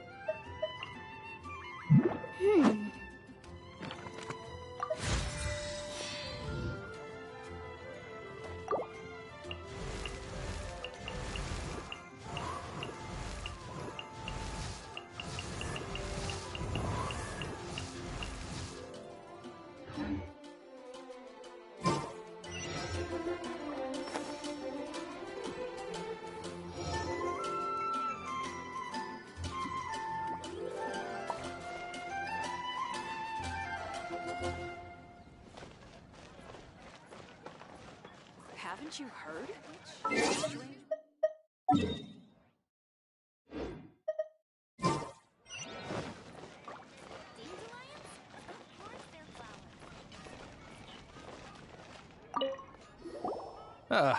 Honorary knight. Is something the matter? A stranger with an eye patch. Let me think. Oh yeah, I remember seeing someone like that. A blonde stranger dressed in unusual garb. He was wandering all over Mondstadt at first, which I found rather suspicious, so I decided to keep an eye on him for a while. I lost him pretty quickly. Still, I didn't think that this was such a huge matter that we needed our outrider to pursue him by air. As long as Master Jean is here, there's nothing to fear from some suspicious, unusual-looking person. That might be true, but if it were up to Jean, she'd take this way more seriously.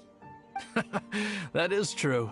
But on the other hand, knowing that Master Jean may overreact to the situation is all the more reason to not tell her, no?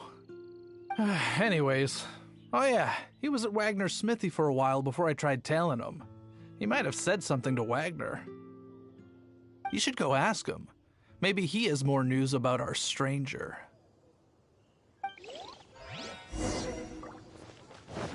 Mondstadt,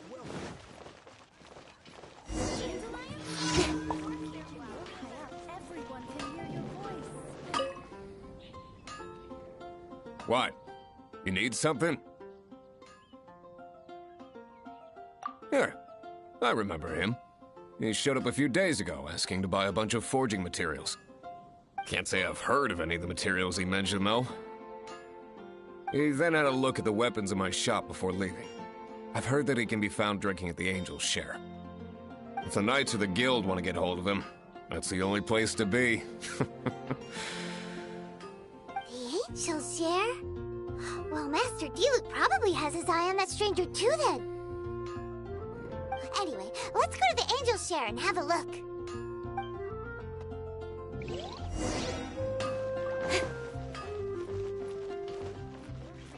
Better see Barbara at the cathedral if you're entering it.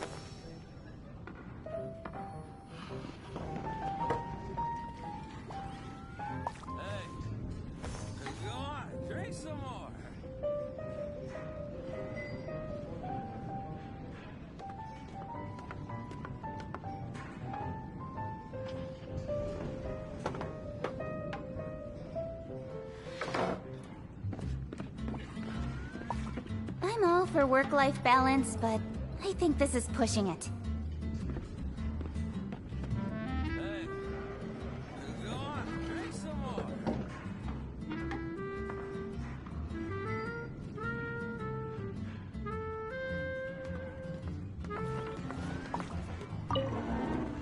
What will it be? Grape juice or apple cider? Hey, Charles! Have you seen a blonde stranger who wears an eye patch around here by any chance? That I have. He comes here every night. Just to drink, though. Doesn't order anything else. He even sometimes mixes his own drinks after he orders them. I don't know anything else about him, but from his selections and mixes, I'd say that he's quite the connoisseur. And what's Master D-Luke's opinion? Why, I just gave it to you. Quite the connoisseur. Investigating everything as always. Guess that's D-Luke for you. If you're looking for that gentleman, he ordered some new bottle of wine in advance yesterday. So he should be here today too. There's too many raucous patrons on the first floor, so if you want to wait, best to go to the second.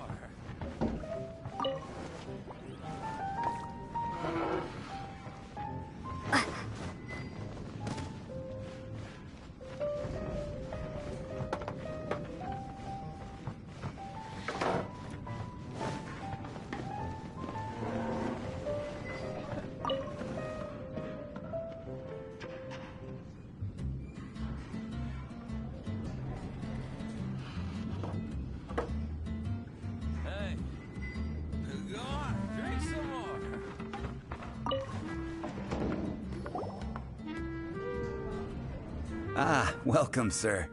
The wine that you previously ordered is here. He's really here? Let's go downstairs and have a look.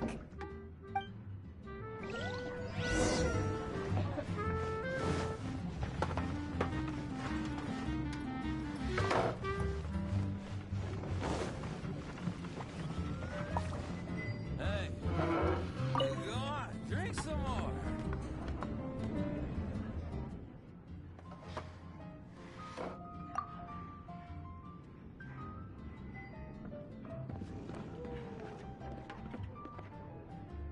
Wow, he's got no intention of paying us any mind, huh? A traveler, you say? Why are you traveling? Well, that's as good a reason as any. Sit down over there, then. So, guess we've broken the ice. What a weird guy.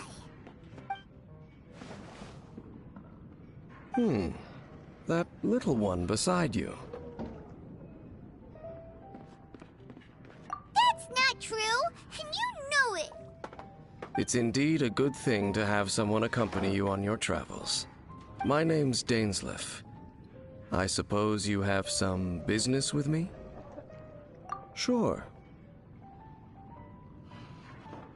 And he was so cold just a moment before. Paimon's got a bad feeling about this. But I will require advance payment. 500 mora, and 3 answered questions. The 500 is a one-time fee, and we'll settle the questions in a moment. That's it. Well, now Paimon's got a really bad feeling. That kind of compensation can't be right. Ah, thank you. Now, as for my questions, I'd like you to answer them here and now. The answer to a question says nothing about right and wrong, only about differences in attitude. I only wish to know what your choices are. You need only answer. Question 1. The crisis Mondstadt faced was resolved by an alliance between yourself and that Animo Archon who calls himself Venti. Who, in your view, was the key to ending that crisis? I know everything that I should. Well, answer the question.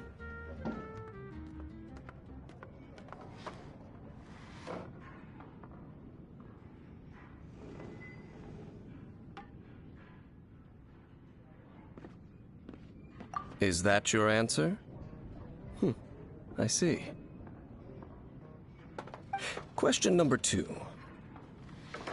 Rex Lapis, who has defended Liyue Harbor for millennia on end, used his gnosis to lay down a contract to end all contracts, of which the stipulations are still unknown. Who do you think will defend Liyue Harbor in the future, now that they've lost their deity? So that's your answer? I see. Now for my final question. This world has people who gained visions, and those who did not. Which of the two do you think hold more importance in the eyes of the gods? So, this is your answer then? I understand. As I thought, you really are similar to him. I'll take that 500 mora. And now I also understand your views on this world. As we agreed, you may now commission me. That said, I only take commissions related to the Abyss Order. Like you, I am currently on a journey. You intend to find your sibling, while I wish to oppose the Abyss. Ugh. Those creatures that serve the Abyss are the fangs and claws by which the Order spreads chaos in this world.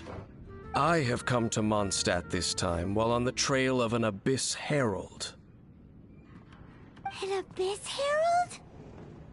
An even more twisted abyssal being, one that commands the Abyss Mages.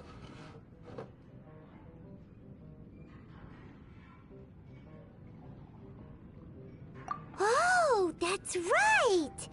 We've just been fighting against the Fatui and Liyue, who are human too! We haven't encountered the non-human Abyss Order at all! There's some reason behind that, I'm afraid.